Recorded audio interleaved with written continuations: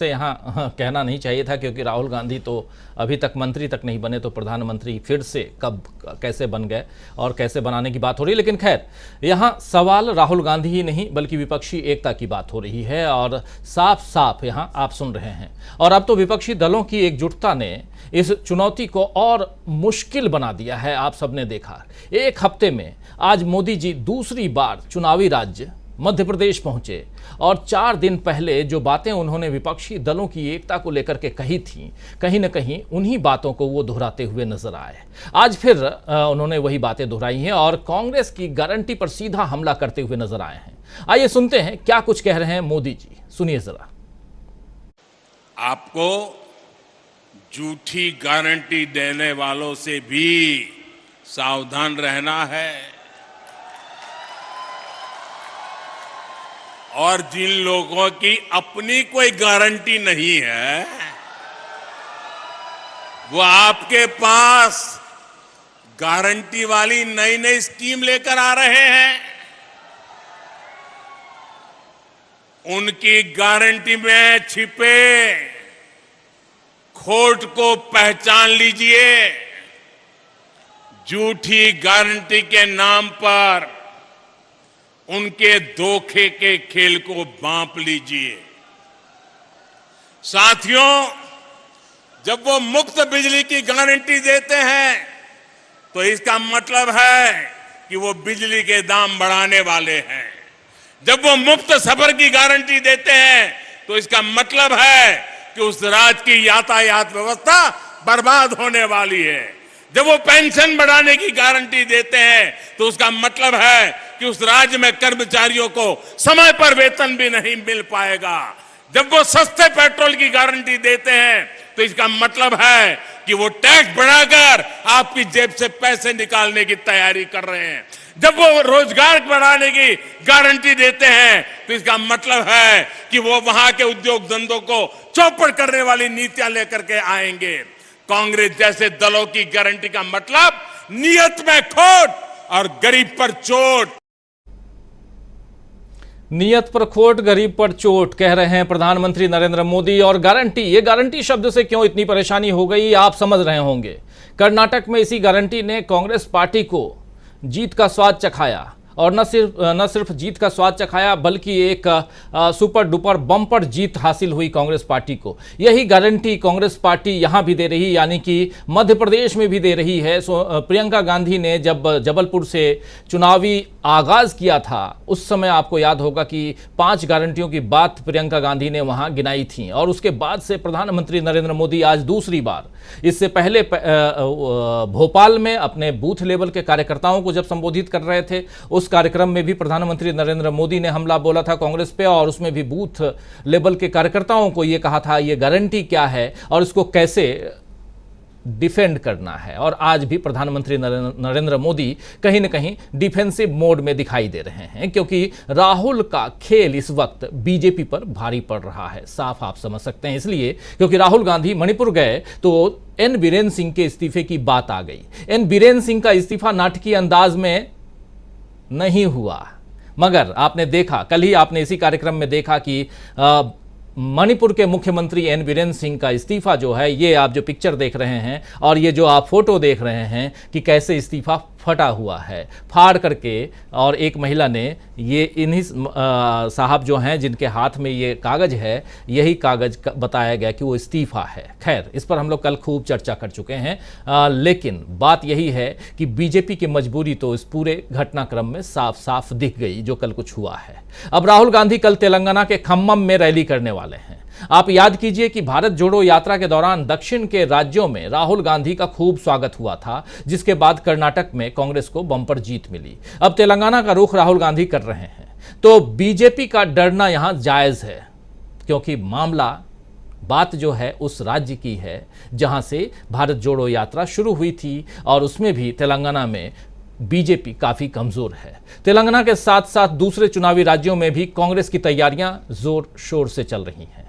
राजस्थान पर मल्लिकार्जुन खड़गे सोमवार को एक बैठक करेंगे और जहां बताया जा रहा है कि सचिन पायलट पर कोई फैसला लिया जा सकता है और उन्हें कोई जिम्मेदारी, बड़ी जिम्मेदारी सौंपी जा सकती है। इससे पहले आपने देखा छत्तीसगढ़ में टीएस सिंहदेव को उप मुख्यमंत्री बना करके कांग्रेस ने अंदरूनी टकराव को पहले ही रोक लिया है, जबकि बीजेपी राजस्थान से लेकर मध्य प्रदेश और तेलंगाना तक अंदरूनी अनबन से जूझ रही है। आप ये भी जानते हैं कि बीजेपी अपनी कमजोरियों से ध्यान हटाने के लिए नए नए शिगुफे छेड़ने में काफी उस्ताद है। यूसीसी भी ऐसा ही एक शिगुफा है जिसे मोदी जी ने 4 दिन पहले उसी भोपाल में छेड़ा था, लेकिन कांग्रेस इस मसले को इतनी आसानी से नहीं जाने दे रही है। आज सोनिया गांधी ने इस मुद्दे पर बैठक की और साथ ही मानसून सत्र में तैयारियों को लेकर भी चर्चा हुई है। और इस बीच जब हम ये कार्यक्रम कर रहे थे, इसकी शुरुआत हमारी हुई, तब एक बैठक ऑलरेडी चल रही थी सोनिया गांधी के आवास 10 जनपथ पर, और उस बैठक में बहुत सारी बातों पर चर्चा हो रही थी। लेकिन उसमें सबसे बड़ी बात ये कि कहा जा रहा है कि इस बैठक में 100 युवा नेताओं को चुना जाएगा जो आगामी चुनाव में मुख्य भूमिका में रहेंगे। अभी जब हम ये कार्यक्रम आपके सामने पेश कर रहे हैं तो अभी खबर ये मिल रही है कि वो बैठक खत्म हो गई है। बैठक से क्या कुछ बाहर निकल के आ रहा है, इस कार्यक्रम के दौरान हम आप तक जरूर पहुंचाने की कोशिश करेंगे। तो कुल मिलाकर के मामला ये है दोस्तों कि बीजेपी जहां एक तरफ से हैरान परेशान नजर आ रही है, तो वहीं कांग्रेस पूरी सूझबूझ के साथ कदम बढ़ा रही है, ये साफ दिखाई दे रहा है।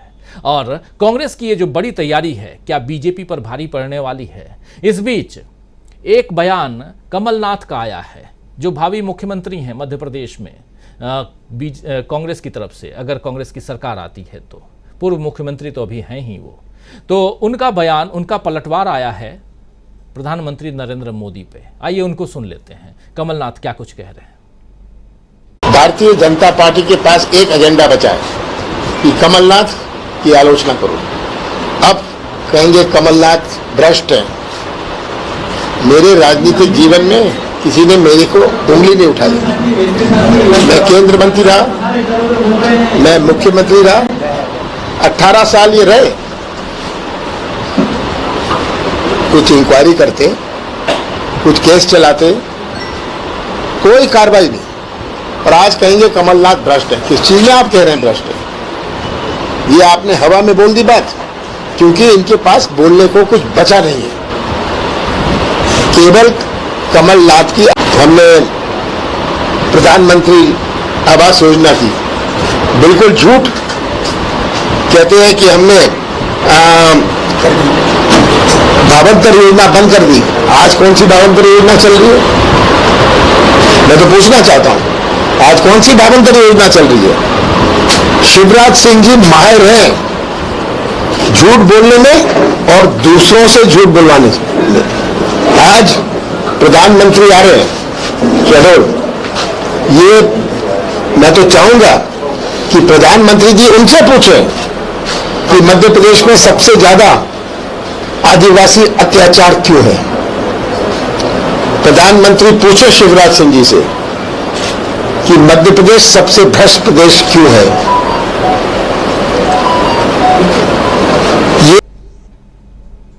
तो सुन रहे थे आप कमलनाथ को। प्रधानमंत्री नरेंद्र मोदी के आने से पहले अपनी बात यहां रख रहे थे और कह रहे थे प्रधानमंत्री जी पूछें अपने नेताओं से और खासकर शिवराज सिंह चौहान से।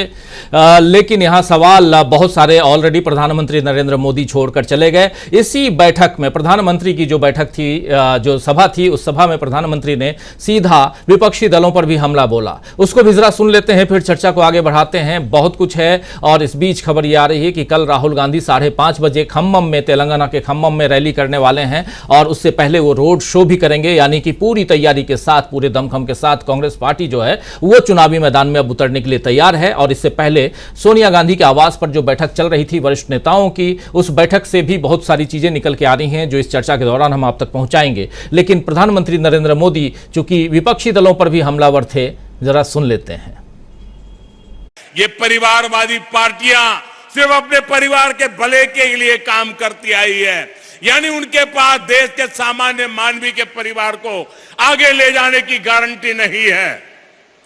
जिन पर भ्रष्टाचार के आरोप हैं वो जमानत लेकर के बाहर घूम रहे हैं। जो घोटालों के आरोपों में सजा काट रहे हैं वो एक मंच पर दिख रहे हैं।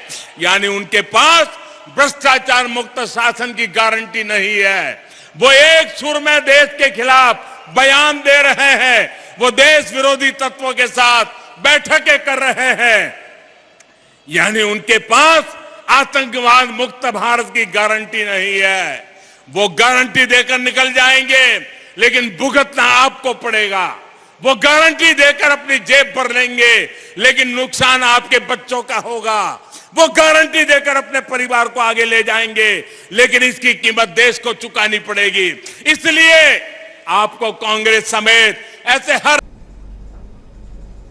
प्रधानमंत्री को लगता है अब नींद में भी गारंटी शब्द बार बार ये शब्द उन्हें परेशान कर रहा है। चलिए चर्चा को आगे बढ़ाते हैं। हमारे साथ कुछ वरिष्ठ साथी जुड़े हुए हैं, उन सबसे आपका परिचय करवाता हूं। हमारे साथ देखिए इस वक्त 6 वरिष्ठ साथी जुड़े हुए हैं। हमारे साथ श्रवण गर्ग साहब जुड़े हुए हैं। गर्ग साहब आपका स्वागत करता हूं। हमारे साथ संजय कुमार सिंह जी जुड़े हुए हैं। संजय जी आपका स्वागत है। सुनील शुक्ला जी जुड़े हुए हैं। सुनील जी आपका स्वागत। प्रोफेसर अखिल स्वामी जी हैं। स्वामी जी आपका स्वागत करता हूँ। प्रशांत टंडन जी हैं हमारे साथ। प्रशांत जी आपका स्वागत है। और अमलेंदु उपाध्याय जी आपका स्वागत है। आप तमाम दोस्त साथी शुभचिंतक आप सबका भी स्वागत इस्तकबाल करता हूं, जो इस कार्यक्रम में जुड़ चुके हैं, जो जुड़ने वाले हैं। वीकेंड है और गहमा गहमी राजनीतिक गहमा गहमी खूब चल रही है। प्रधानमंत्री नरेंद्र मोदी 4 दिनों के अंदर दोबारा पहुंच गए मध्य प्रदेश, और राहुल गांधी अभी अभी आए हैं, कल लौटे हैं मणिपुर से और कल पहुंच रहे हैं तेलंगाना। और तेलंगाना में क्या कुछ करने जा रहे हैं वो हम आप तक रख चुके हैं। दोबारा कह देता हूं कि 5:30 बजे कल शाम को राहुल गांधी की रैली है, और उससे पहले राहुल गांधी खम्मम में रोड शो भी करेंगे। आज अहम बैठक दिन भर कांग्रेस की चलती रही है।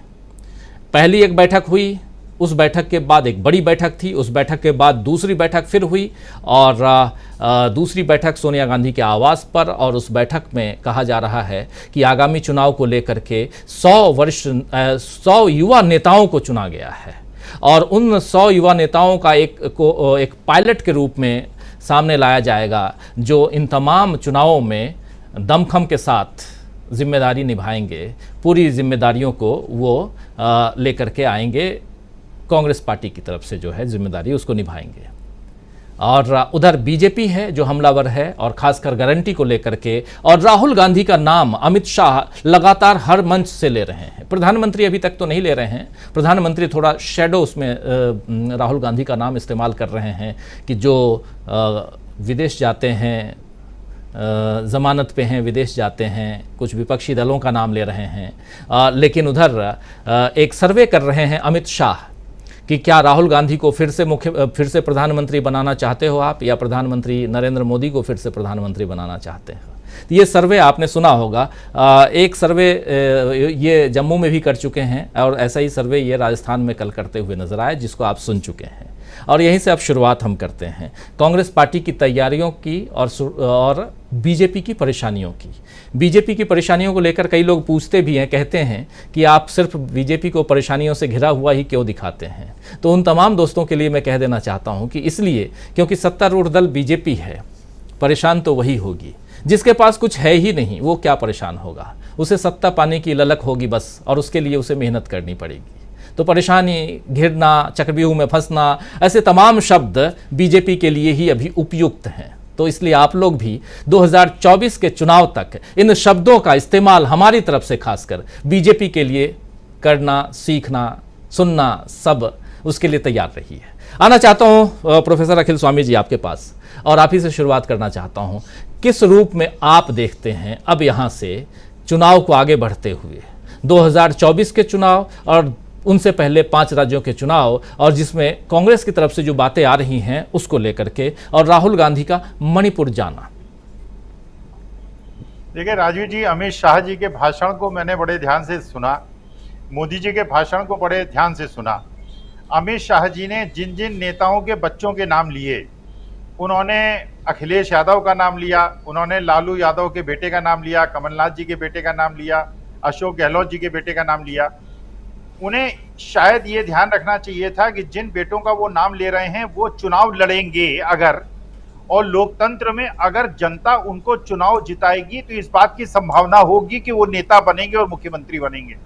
कृपा करके अमित शाह जी ये बताते कि जय शाह जी कौन सा इलेक्शन लड़के बीसीसीआई के जनरल सेक्रेटरी बने हैं, और आज बीसीसीआई जो सबसे बड़ा धन का स्रोत है और जहां पैसा बहता है, वहां जय शाह जी के पास कौन सी ऐसी क्वालिफिकेशन है जिसकी वजह से आज बीसीसीआई के वो पूरे कर्ता धर्ता बन गए हैं। पहली बात तो ये। दूसरी बात ये सोचिए राजीव जी, एक व्यू रचना की थी बीजेपी ने जो 2019 में बहुत अच्छी तरह से काम आई थी। पहली थी कि उनका व्हाट्सएप ग्रुप्स में एक बहुत बड़ा कब्जा था, क्योंकि मैं भी बहुत सारे व्हाट्सएप ग्रुप में है तो मैं उनकी कार्यप्रणाली को मैं अध्ययन करता रहता हूं। एक एक व्यक्ति, एक एक भक्त कम से कम 100 व्हाट्सएप ग्रुप का मेंबर है, और ये व्हाट्सएप ग्रुप में हर जगह अगर 100 लोग हैं तो 10 लोग घुस जाते हैं। उसके बाद बाकी लोगों को परेशान करके, त्रस्त करके, मानसिक प्रताड़ना देके उनको व्हाट्सएप ग्रुप से बाहर कर देते हैं, और व्हाट्सएप ग्रुप में ऐसी हवा बनाते हैं कि बीजेपी जीत रही है। दूसरी तरफ जो गोदी मीडिया है वो जनता को ये दिखाता है कि बिल्कुल बीजेपी के अलावा कोई विकल्प नहीं है, टीना फैक्टर है। ये इनकी व्यू रचना थी। अब आप देखिए, बड़े ध्यान से सोचिएगा, यूट्यूब चैनल्स ने पिछले 2-3 साल के अंदर अगर आप देखें कि व्यूअरशिप जो गोदी मीडिया की है और जो यूट्यूब चैनल्स की है, किस प्रकार से यूट्यूब चैनल्स की व्यूअरशिप दिन प्रतिदिन तेजी से बढ़ रही है और किस प्रकार से गोदी मीडिया की व्यूअरशिप अचानक तेजी से गिर रही है और अचानक एक के बाद एक चैनल बंद हो रहे हैं। उनकी व्यूअरशिप के अभाव में तो कब तक सरकार की मदद से, सरकार से एड लेके वो अपने को चला पाएंगे, ये चीज। और दूसरी चीज, जो व्हाट्सएप के ग्रुप के खिलाफ एक यूट्यूब खड़ा हो गया है, और यूट्यूब जो है आप जानते हैं 120 करोड़ लोगों के पास मोबाइल्स हैं, और आज का जो जवान है, आज का जो बच्चा है वो यूट्यूब को देखता है और वो हर चीज पे यूट्यूब को देखता है। आप अगर इसका सर्वेक्षण कराएंगे तो आप देखेंगे बहुत सारे ऐसे लोग हैं, जिसमें मैं भी सम्मिलित हूं, जिन्होंने टीवी चैनल्स को छोड़ दिया है और केवल यूट्यूब चैनल्स देखते हैं और 2-2, 3-3 बार देखते हैं, उसका मनन चिंतन करते हैं, और हमें जो ज्ञान का स्रोत मिलता है वो यूट्यूब से ही मिलता है। और देश की 90% जनता अब अखबार को और गोदी मीडिया को छोड़कर यूट्यूब की तरफ शिफ्ट हो गई है। तो मैं ये समझता हूं कि व्हाट्सएप का जो एक प्रकार का संघर्ष जिसमें यूट्यूब ने उनको हरा दिया है, और दूसरा जो राहुल गांधी ने किया है पिछले 7 महीने के अंदर, उन्होंने बीजेपी के खिलाफ जनता को खड़ा कर दिया है। देखिए, आप नहीं लड़ सकते थे क्योंकि एक तरफ पैसा था, एक तरफ धन बल था, एक तरफ दबंग लोग थे और दूसरी तरफ वो लोग थे, हमारे जैसे लोग थे, तो देशभक्त थे, राष्ट्रभक्त थे, लेकिन हम शारीरिक रूप से कमजोर थे। हम उनसे लड़ाई शारीरिक रूप से नहीं कर सकते थे, जैसे महात्मा गांधी शारीरिक रूप से लड़ाई नहीं कर सकते थे, लेकिन उनके पास नैतिक बल था। राहुल गांधी ने अपने नैतिक बल से आज जनता को बीजेपी के खिलाफ खड़ा कर दिया है, और यही परेशानी का कारण है मोदी जी का और अमित शाह जी का, कि आज जहां वो जा रहे हैं उनको सामने जनता खड़ी दिख रही है।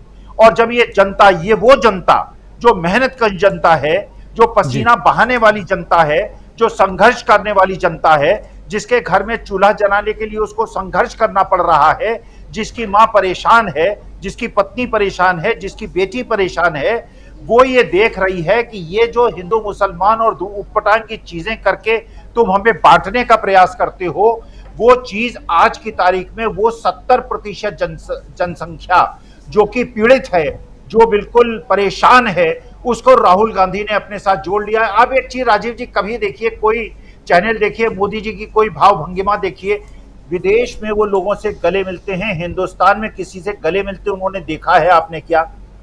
एक फोटो पेश कर दीजिए जहां हिंदुस्तान में किसी से गले मिले हों। राहुल गांधी देश में लोगों से मिलते हैं, और किनसे मिलते हैं? किनसे मिलते हैं? सूट बूट वालों से नहीं मिलते हैं, सुगंध और इत्र लगाने वालों से नहीं मिलते हैं। आप उनके अगर जिन लोगों से वो गले मिलते हैं और जिनको अपने पास बुलाते हैं और जिनसे बात करते हैं, वो कौन लोग हैं? वो देश के असली भारतीय हैं, जो देश को खड़ा करने में और देश की आर्थिक स्थिति को मजबूत करने में जिनका सबसे बड़ा योगदान रहा है। राहुल गांधी उनसे गले मिलते हैं। मोदी जी कल अगर मेट्रो से दिल्ली यूनिवर्सिटी गए हैं, एक आदमी आसपास नहीं था। एक आदमी दिखा दीजिए जिसके मैले कुचले कपड़े हों, जिसके फटे कपड़े हों, जिसमें ग्रीस लगी हो उसके कपड़े में, और मोदी जी उससे गले मिलते आप दिखा दें। हो सकता है आज से वो ये शुरू कर दें, लेकिन राहुल गांधी ने व्यू रचना करके आज जनता को बीजेपी के खिलाफ खड़ा कर दिया है। इसलिए यूट्यूब ने व्हाट्सएप को हरा दिया है और जनता ने इनकी जो आईटी सेल है और गोदी मीडिया को हरा दिया है। 2024 का जो चुनाव है वो बिल्कुल आसमान में खुली, आसमान में लिखी हुई लिपि की तरह मुझे दिखाई दे रहा है। जी, 2024 के चुनाव को प्रोफेसर अखिल स्वामी जी देख रहे हैं कि क्या कुछ होने जा रहा है 2024 में। उससे पहले जो तैयारियां हैं वो आप देख रहे हैं विपक्षी दलों की तैयारियां, और विपक्षी दलों की तैयारियों का अगला पड़ाव जो है वो है बेंगलुरु में, जहां 13 और 14 तारीख को विपक्षी दल अपनी बैठक करके आगे की रणनीति का खुलासा करेंगे। लेकिन उससे पहले तमाम दलों में से एक प्रमुख दल जो है वो कांग्रेस पार्टी, वो आगे की रणनीति पर लगातार बैठक कर रही है। आज शनिवार का दिन है, लेकिन राहुल गांधी कल लौट करके आए मणिपुर से, और आज पूरे दिन राहुल गांधी, सोनिया गांधी, प्रियंका गांधी, मल्लिकार्जुन खड़गे और तमाम वरिष्ठ नेताओं के साथ और यूथ कांग्रेस के नेताओं के साथ बैठक होती रही। और आपको ये भी पता होगा शायद कि 20 तारीख से, इसी महीने जुलाई का महीना शुरू हो चुका है, आज 1 जुलाई है, और 20 जुलाई से मानसून का सत्र शुरू होने जा रहा है, संसद का मानसून सत्र शुरू होने जा रहा है। और उस सत्र की तैयारियों पर भी, और उसमें यूसीसी यूनिफॉर्म सिविल कोड लाने की जो तैयारी कर रही है सरकार, उस पर कांग्रेस का क्या रुख होगा, इस पर भी आज बैठक थी। तो बहुत सारी बैठकें आज हुई हैं, और इन बैठकों के कारण ही हम यहाँ, और जो तैयारियां हो रही हैं उन तैयारियों को ही हम समझने की कोशिश कर रहे हैं कि क्या कांग्रेस पूरे दमखम के साथ में आगामी चुनावों के लिए तैयार है। जैसे छत्तीसगढ़ में उप मुख्यमंत्री का पद अगर टीएस सिंहदेव को दिया गया है, तो क्या उन्हीं तैयारियों में से है? क्या सोमवार को जो कहा जा रहा है कि एक बैठक राजस्थान को लेकर के मल्लिकार्जुन खड़गे करने जा रहे हैं, क्या वो भी चुनावी तैयारियों के लिए हो रहा है? राहुल गांधी की यात्राएं जो हो रही हैं वो चुनावी तैयारियों में से हैं। बहुत सारी बातें हैं। जरा आना चाहता हूं प्रशांत टंडन जी आपके पास, किस रूप में आप देखते हैं इन तैयारियों को, और कहां पाते हैं आप यहाँ कांग्रेस को, कहां पाते हैं आप बीजेपी को? राजीव जी, पहले तो मोदी जी साहब से शुरू करते हैं। और मुझे लगता है कि कर्नाटक जो आपने सुनाया, कर्नाटक से मोदी जी ने सबक नहीं सीखा कुछ। अभी दूसरी बार वो मध्य प्रदेश गए हैं, चुनाव से पहले कर्नाटक गए थे 8 बार, और लगातार आप कर्नाटक के चुनाव में देखिए मोदी जी कांग्रेस पर हमला कर रहे थे। वहां पे हनुमान जी को भी ले आए, लेकिन वो क्या करेंगे कर्नाटक के लिए ये नहीं बताया। तो कर्नाटक की जनता ने उनको बता दिया। अब यही काम आप देखिए कि मध्य प्रदेश में कर रहे हैं। मोदी जी के पूरे भाषण में जितना आपने सुनाया, एक भी प्रॉमिस मध्य प्रदेश के लिए नहीं है। यानी वो आलोचना कर रहे हैं कि बिजली सस्ती करेंगे, करने को कह रहे हैं, वो महंगी कर देंगे। आप बिजली के बारे में क्या करने जा रहे हो ये तो बता दो। आप गैस के सिलेंडर के कितना कम करोगे ये आप बताओ ना। तो इनके पास अपना प्रोग्राम नहीं, अपना कौन सा प्रोग्राम है वो भी मैं बता देता हूँ। अचानक देखिए महाराष्ट्र में, तेलंगाना में, बिहार में लिंचिंग की घटनाएं बढ़ गई हैं। ये है program. Polarisation, uniform civil code, Congress meeting जरूर कर रही है। मुझे नहीं लगता है कांग्रेस को इसमें बहुत अभी आगे बढ़ना चाहिए, क्योंकि अभी कोई ड्राफ्ट ही नहीं है, किस पे बात करें। एक उत्तराखंड का बिल आप लेकर आए हैं, उत्तराखंड का बिल मॉडल नहीं हो सकता पूरे देश के लिए। तो इस पे इसीलिए कल आप भी चर्चा कर रहे थे, तो मैंने यही कहा कि इस पे अभी हम लोग बात करेंगे बाद में, क्योंकि कोई सरकार की तरफ से कोई ड्राफ्ट तो आए, कोई कंसल्टेशन पेपर तो आए। अब कांग्रेस की बात देखिए, कल और परसों राहुल गांधी ने मणिपुर में वो किया जो प्रधानमंत्री को करना चाहिए था। वो वहां प्रधानमंत्री का रोल निभा रहे थे। वो शांति की अपील वहां जाके कर रहे थे, वो लोगों के आंसू पोंछ रहे थे, वो लोगों को दिलासा दे रहे थे। ये काम तो भारत के प्रधानमंत्री को करना चाहिए था 1 महीने पहले, 1.5 महीने पहले, जो आज तक नहीं हुआ। एक ट्वीट नहीं, एक शब्द नहीं आया अभी तक। तो वहां से कांग्रेस की मंशा और स्वीकार्यता और किस तरीके की पॉलिटिक्स देश में होनी चाहिए, एक संदेश तो गया। अब तैयारियां कांग्रेस की अंदर बहुत गहरी है, बहुत सी बातें बाहर आती हैं। जैसे मान लीजिए कुछ दिन पहले बीएसपी के बारे में खबर आई, उसके बाद मायावती जी का कांग्रेस की आलोचना करते हुए कई सारे ट्वीट्स भी आ गए। लेकिन ये बिल्कुल जरूरी नहीं है कि कांग्रेस और बीएसपी का उत्तर प्रदेश में गठबंधन हो, लेकिन राजस्थान और मध्य प्रदेश में हो सकता है। जी। इसी तरह तेलंगाना में जब खम्मम में कल रैली होगी तो बीआरएस के तमाम बड़े नेता कांग्रेस को ज्वाइन कर सकते हैं, और तेलंगाना को कांग्रेस से बहुत गंभीरता से ले रही है। उनकी स्ट्रेटेजिक टीम वहां पे काम कर रही है, वो रिसर्च कर रहे हैं और बहुत ढंग से वो काम कर रहे हैं, और किसी एक स्ट्रेटेजिक समय में मुझे लगता है कि शर्मिष्ठा जो वाईएसआर कांग्रेस का दूसरा धड़ा है। प्रशांत जी, आपको रोकना चाहूंगा, जरा जयराम रमेश की प्रेस कॉन्फ्रेंस है, जरा उसको सुन लेते हैं। और इस बैठक के बाद जो सोनिया गांधी के आवास पर बैठक चल रही थी, इस बैठक के बाद जयराम रमेश ने मीडिया से मुखातिब होते हुए क्या कुछ कहा है, जरा सुन लेते हैं, सुनिए जरा।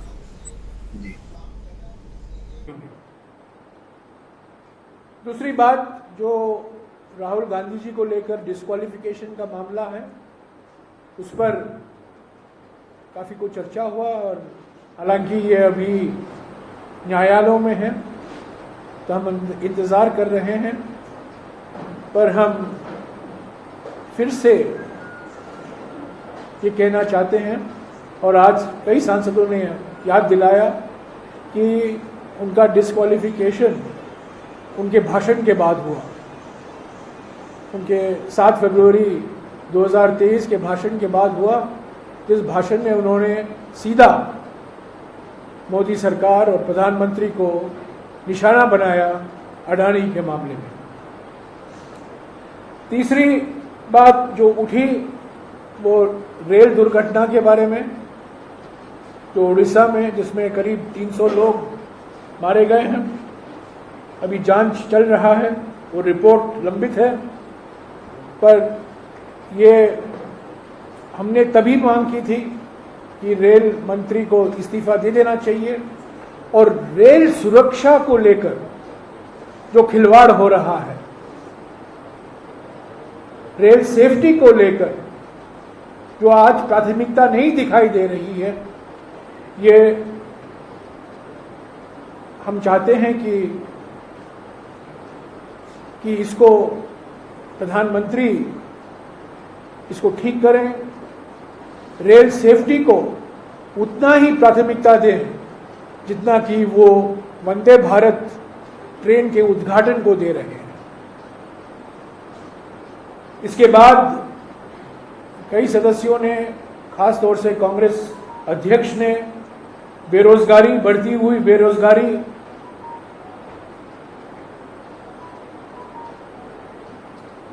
प्राइस राइज, जो टमाटर, प्याज को लेकर, दाल को लेकर, सभी जो आवश्यक वस्तु हैं उनके मूल्यों में जो बढ़ोतरी दिखाई दे रही है, उस पर काफ़ी लंबी बातचीत हुई।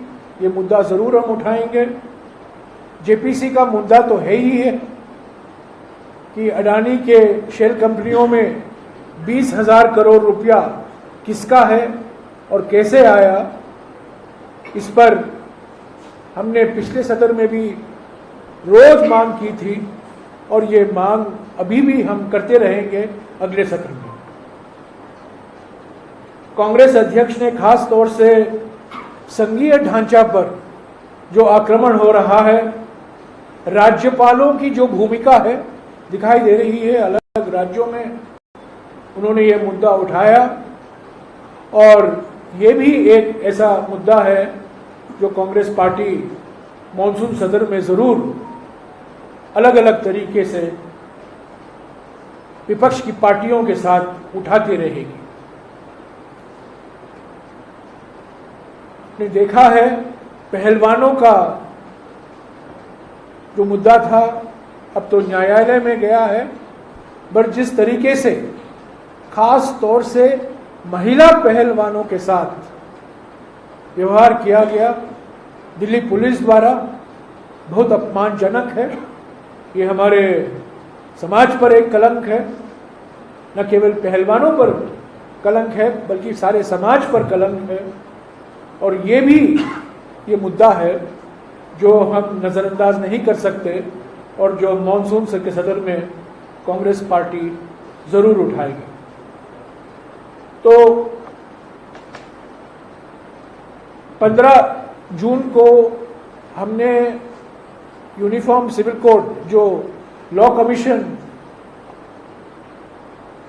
ने एक नोटिस जारी की थी 14 जून को कि उन्होंने जनता से और विभिन्न संस्थाओं से अपने विचार मांगे थे। 15 तारीख को हमने एक स्टेटमेंट जारी किया था, एक वक्तव्य जारी किया गया था और इस पर चर्चा हुई और 15 जून से आज तक कोई ऐसी नई स्थिति नहीं पैदा हुई है कि हम इस स्टेटमेंट को और आगे ले चले। यानी कि जो हमने 15 जून को कहा था वो उसी पर हम अडिग हैं और जो लॉ कमीशन ने विचार अलग अलग संस्थाओं से अपनी राय मांगी है उस पर जो हमने टिप्पणी की थी वो आपके पास है। मैंने खुद हिंदी में और अंग्रेजी में एक बयान दिया था और आज 1 जुलाई है। पिछले 16 दिनों में ऐसी कोई तो ये प्रेस कॉन्फ्रेंस अभी चल रही है, लाइव प्रेस कॉन्फ्रेंस आप तक हम पहुंचा रहे थे। जयराम रमेश प्रेस कॉन्फ्रेंस कर रहे हैं बैठक के बाद और क्या कुछ बैठक में निर्णय लिया गया है और आने वाले समय में जो 20 तारीख से जो संसद का मानसून सत्र शुरू हो रहा है उस सत्र में कौन कौन से मुद्दे कांग्रेस जो है वो उठाएगी। उन मुद्दों में से जो पहले नंबर पर बता रहे थे जयराम रमेश वो मणिपुर का मसला है, उसके बाद राहुल गांधी के डिस्क्वालिफिकेशन का मसला है, बालासोर में जो अभी रेल दुर्घटना हुई, रेल सेफ्टी का मामला है, उसके अलावा बेरोजगारी, महंगाई और खासकर जेपीसी 20,000 करोड़ रुपए किसके हैं अदानी के मसले पे वो यहाँ लाने की बात हुई। फिर राज्यपालों की भूमिका की बात हुई, उसके अलावा पहलवानों और खासकर महिला पहलवानों के मुद्दे को और यूसीसी लॉ कमीशन ने जो नोटिफिकेशन जारी किया है 15 जून को उसके खिलाफ भी और यूसीसी को लेकर के भी बातें होंगी और खासकर लॉ कमीशन का जो नोटिफिकेशन है उसको भी सामने रखा जाएगा। अभी प्रेस कॉन्फ्रेंस चल रही है लेकिन चूंकि हम लोगों का कार्यक्रम भी चल रहा है तो पूरे प्रेस कॉन्फ्रेंस को आप तक हम नहीं पहुंचा रहे हैं। इसमें से कुछ और खास होगा तो ज़रूर आप तक हम पहुंचाने की कोशिश करेंगे। ज़रा आना चाहता हूं अब जल्दी आप तमाम साथियों के बीच और सबसे पहले अब सीधे गर्ग साहब आपके पास ही आना चाहता हूं। बहुत सारे मुद्दे हैं, मसले हैं गर्ग साहब, आप देख रहे हैं कांग्रेस की बड़ी तैयारी और उन तैयारियों में तैयारी सिर्फ चुनाव की नहीं तैयारी बल्कि हम देख रहे हैं आगामी सत्र की भी है। यहां से कांग्रेस के एग्रेसिवनेस को समझा जा सकता है, परखा जा सकता है, लेकिन साथ साथ देश के जो घटनाक्रमों को अगर हम गिनाएं देखें और जिसको यहाँ पर कांग्रेस पार्टी आगामी सत्र के लिए बता भी रही है कि ये सब कुछ हम उठाने वाले हैं, कितना घिरती हुई यहाँ बीजेपी दिखाई दे रही है। और अगर ये सत्र और इसमें घिरी हुई बीजेपी दिखती है तो क्या आने वाले चुनावों पर इसका असर दिखाई देता है आपको?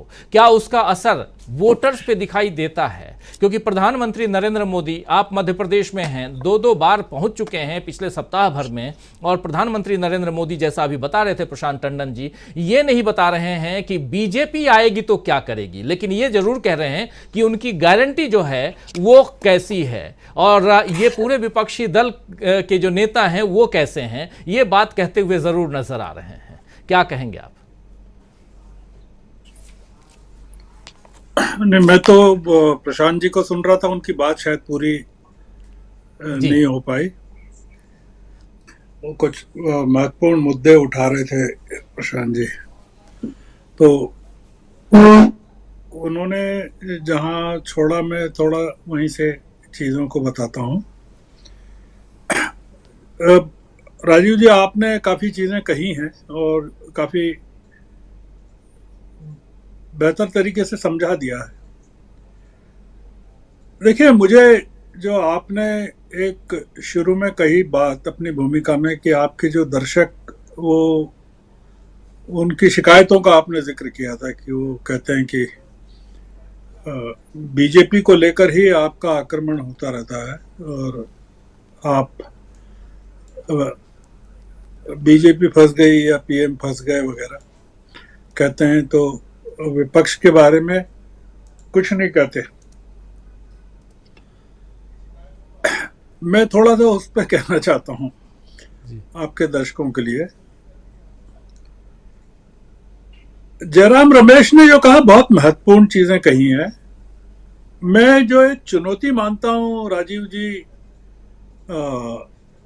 विपक्ष के लिए, और वो ये कि इतने महत्वपूर्ण मुद्दे इस समय देश के सामने हैं, जबरदस्त तरीके से हैं,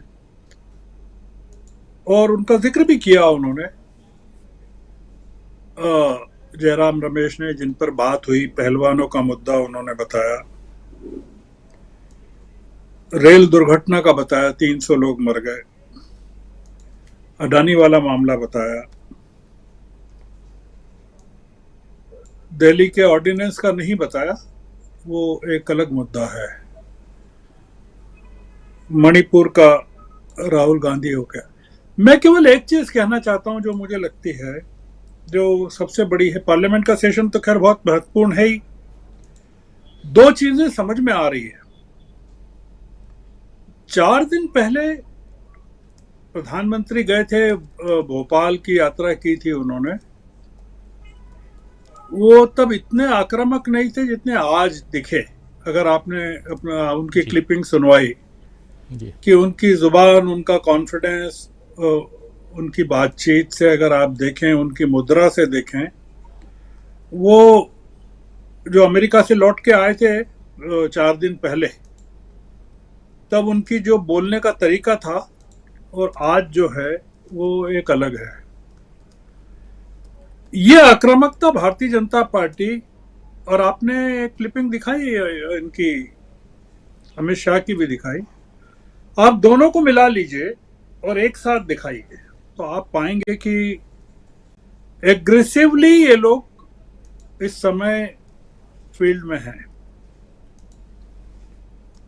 नेशनल लेवल पर, राष्ट्रीय स्तर पर क्या आपको कोई इस तरह की आवाज आप सुना सकते हैं क्या? जो उस मुद्दे को छोड़ दें आप, जो गोदी मीडिया है वो उसको नहीं दिखाएगा, वो ठीक है। क्या वैसे आपके पास कोई क्लिपिंग है क्या जो आप दिखा सकते हैं, शेयर कर सकते हैं, यहां शेयर कर सकते हैं? नहीं है। जो मेरी चिंता है, या मैं जो सोचता हूं, इस समय भारतीय जनता पार्टी काफी डिफेंसिव हो गई है। मतलब, और offence is the best course of defence. तो वो अपनी खींच को, अपनी कमजोरी को आक्रामकता से में छुपा रही है। इतना अच्छा मौका है अभी जो विपक्ष के बाद पास पिछले 9 सालों में मिला नहीं कभी, और इतने सारे मुद्दे हैं एक साथ, वो कभी उपस्थित नहीं हुए जो किसी भी सेशन में। और ये बहुत संक्षिप्त सेशन है जो बहुत बड़ा नहीं है। वो 20 जुलाई से 11 अगस्त तक चलेगा और उसमें कई छुट्टियां भी हो जाएंगी। और इसके बाद सिर्फ 4 महीने हैं विधानसभा के चुनाव के लिए। और मेरा ऐसा मानना है कि ये विधानसभा चुनाव के पहले का आखिरी सेशन होना चाहिए। अगर शीतकालीन सेशन के बारे में मैं कुछ कह नहीं सकता। विपक्ष ने जनता को इन्वॉल्व करने के लिए इन तमाम मुद्दों पर, या जनता की प्रतिक्रिया को प्रदर्शित करने के लिए, या जनता के लेवल पर भी इतना ही कंसर्न पैदा हो जाए जितना जयराम रमेश दिखा रहे हैं, या वो कैसे हो, ये बहुत बड़ी चुनौती है। क्योंकि आप ये मान के चलिए कि ये भारतीय जनता पार्टी की आक्रामकता बढ़ने वाली है, और ये आक्रामकता कई कारणों से बढ़ेगी। ये जो प्रशांत जी जिस चीज की बात कर रहे थे, उत्तराखंड के ड्राफ्ट को, यूसीसी को लेकर, कॉमन सिविल कोड को लेकर, लगभग उसी में कुछ फेरबदल करके, क्योंकि वो जो ड्राफ्ट बनाया वो सुप्रीम कोर्ट की एक जो निवृत्त हो चुकी न्यायाधीश मिसेस देसाई का भी उसमें इन्वॉल्वमेंट है। और मैं उसको पढ़ रहा था, उसके पूरे ड्राफ्ट के जो कंटेंट जो कल मुझे देखने को मिले, उसकी समरी देखने को मिली। बहुत सारी चीजें ऐसी है, जैसे राज्यसभा में 238 लोग हैं, मेंबर्स हैं, उसमें बीजेपी के पास 111 हैं, और ये जो पार्टियां हैं जो पटना में मिली थी या विपक्ष जिसको मान रहे हैं वो 106 है। अब जो बाकी लोग हैं वो बीजेडी के हैं, वाईएसआर कांग्रेस पार्टी के हैं, बीएसपी के हैं, तमिल टीडीपी के हैं, जेडीएस के हैं। क्या राज्यसभा में विपक्ष एक बड़ी चुनौती पैदा कर सकता है सरकार के लिए? ये कुछ मतलब दो चीजें मैं कह रहा हूं। एक तो ये कि जनता के लेवल पर क्या ये सारे कंसर्न्स एक आंदोलन के रूप में प्रकट हो सकते हैं? क्या जनता का इन्वॉल्वमेंट आपको दिखता है क्या? मुझे नहीं दिख रहा है, हो सकता है आपको दिख रहा हो कि जनता भी उतनी ही जागरूक और कंसर्न है। क्या हमको याद भी है कि रेल दुर्घटना कहाँ हुई थी, कैसे हुई थी, क्या हुआ था, कि हम उसको भूल गए? राहुल गांधी अगर नहीं जाते मणिपुर तो क्या मणिपुर को भी जिस तरह से पूरा देश अनदेखी कर रहा था, क्या वो राहुल गांधी का सबसे बड़ा योगदान इस देश के लिए है? बहुत बड़ी घटना है ये कि उन्होंने मणिपुर को देश के नक्शे पर ला दिया। और नहीं तो ये सरकार तो मान कर बैठी थी कि मणिपुर देश में उसकी प्रेजेंस नागरिकों के मन में वैसी नहीं है जैसी उत्तर भारत की है। तो ये राहुल गांधी ने जिस मैच्योरिटी के साथ पूरे इशू को हैंडल किया और पूरे इंटरनेशनल मैप पर ला दिया, ये बड़ी घटना है। तो मैं सिर्फ इतना कहना चाहता हूं राहुल जी कि ये सरकार इस समय निराशा बढ़ रही है, सरकार की बीजेपी में निराशा बढ़ रही है। विधानसभा चुनाव के जो सर्वेज हैं, मैं जानता हूं मध्य प्रदेश और छत्तीसगढ़ को लेकर तो काफी कांग्रेस के पक्ष में बहुत पॉजिटिविटी है, और ये आपने सिंहदेव का कहा, इसको तो मैं मास्टर स्ट्रोक मानता हूं जो उन्होंने किया है। और सिंहदेव साहब ने भी बहुत मैग्नेनिमिटी का प्रदर्शन किया है कि विधानसभा के 4 महीने पहले उन्होंने उस चीज को स्वीकार कर लिया और पार्टी को एक बहुत बड़े बूस्ट दिया है मॉरल को छत्तीसगढ़ में। जो रायपुर से खबरें मिल रही है उसके हिसाब से तो ये बहुत बड़ी घटना हुई है। अब एक नया जो मिलना चाहिए रायपुर के बाद वो जयपुर से मिलना चाहिए, जो सूचना मिलनी चाहिए, क्योंकि देश इस समय रायपुर से ज्यादा जयपुर की तरफ देख रहा है और उसमें बहुत देर हो रही है जी। तो मैं बहुत ज्यादा कुछ उतना उस तरीके से नहीं बोल रहा हूं जैसा मुझे बोलना चाहिए, पर मैं ये मान रहा हूं कि देश की जनता को इन्वॉल्व कैसे करें इस पूरे, और ये दोनों जिस तरह से आक्रामक होकर देश की जनता को अब एड्रेस करने वाले हैं, वो काफी मेरे ख्याल से महत्वपूर्ण घटना आने वाले महीनों में हमको दिखने वाली है। और हम ये भी पार्लियामेंट में, नई पार्लियामेंट के इनॉग्रेशन के बाद ये पहली बैठक होगी राजीव जी, जो राजदंड है वो उसका सामना जो विपक्ष है पहली बार करने वाला है। तो विपक्ष की, सम्मिलित विपक्ष की क्या नीति है वो जो बेंगलोर में प्रकट होगी, वो भी देखना होगा। तो कई चीजें हैं, मुझे लगता है कि ये वेन्यू चेंज करके भी ठीक किया इन्होंने शिमला से बेंगलोर का। आने वाले दिन काफी घटना प्रधान होने वाले हैं। धन्यवाद। जी जी जी, बिल्कुल घटना प्रधान होने वाले हैं आने वाले दिन, और उसमें भी बेंगलोर का जिक्र भी कर रहे थे श्रवणगर साहब। और मानसून सत्र से ठीक पहले बेंगलोर में विपक्षी दलों की बैठक होगी, और कांग्रेस ने आज बता दिया है कि इस पूरे संसद सत्र में मानसून सत्र में कांग्रेस किन किन मुद्दों को उठाने जा रही है और उस पर भी चर्चा आने वाले समय में विपक्षी दलों के साथ बैठ करके भी कांग्रेस जरूर करेगी। आना चाहता हूं संजय जी आपके पास। संजय जी, आपसे भी समझना चाहता हूं कि किस रूप में आप देखते हैं कांग्रेस की तैयारियों को। क्या ये बड़ी तैयारी कांग्रेस की कर रही है, और क्या इसलिए भी ज़रूरी है ये समझना कि वन साइडेड गेम चल रहा था अभी तक, पॉलिटिकल गेम, और उसमें अगर दूसरा पक्ष मजबूती के साथ अगर मैदान में आता है तो मैच बहुत ज़ोरदार होता है, कहा जाता है, ऐसे ही हम लोग देखते भी हैं। तो क्या आप ज़ोरदार मैच देखने की हम तैयारी करें? बिल्कुल, मैच दिलचस्प तो होता ही जा रहा है और बढ़िया चल रहा है। और जिस ढंग से मोदी जी और अमित शाह आक्रामक हो रहे हैं या जो आरोप लगा रहे हैं, तो वो अपनी बात खुद कर रहा है। मतलब मुझे लगता है कि उसका जवाब देने की भी जरूरत नहीं है। अब ये कहना कि वो लोग जीतेंगे तो अपने बच्चे चीफ मिनिस्टर बनेंगे, और जैसा भी कहा कि वो जीतेंगे तब ना बनेंगे, तुमने तो पहले बना दिया। तो अब ये सब लोग जानते हैं, मतलब और ये सब मतलब याद रखने की बात है। जो याद रखने वाले हैं उनको याद है, और जिनके लिए ये मैटर नहीं करता उनके लिए नहीं करता है। लेकिन जब आप बोलेंगे तो वाकई जो लोग भूल गए थे वो याद आ जाएगा। ये अमित शाह को सुनकर मुझे याद आया कि सुषमा स्वराज की बेटी को पिछले दिनों इसमें शामिल कर लिया गया था, और वो तुरंत उनके क्लाइंट हैं जो मोदी जी, वहां से उन्होंने कह दिया था कि हम राहुल गांधी के खिलाफ मुकदमा करेंगे वगैरह वगैरह। तो ये सब कनेक्शन दिखाई दे रहा था और दब गया था। मैंने अब चूंकि वो मामला राहुल गांधी के मेंबरशिप वाला कोर्ट में है तो दब गया था। लेकिन अमित शाह ने बोला तो वो अपने आप फिर सामने आ गया, फिर लोगों को याद आ गया। जैसे मुझे आया वैसे सब लोगों को याद आया होगा। तो जवाब देने की जरूरत है कि नहीं, उस पर मैं एक स्पष्ट राय नहीं रख पा रहा हूं, क्योंकि मुझे लगता है कि वो काम ये लोग खुद ही कर ले रहे हैं।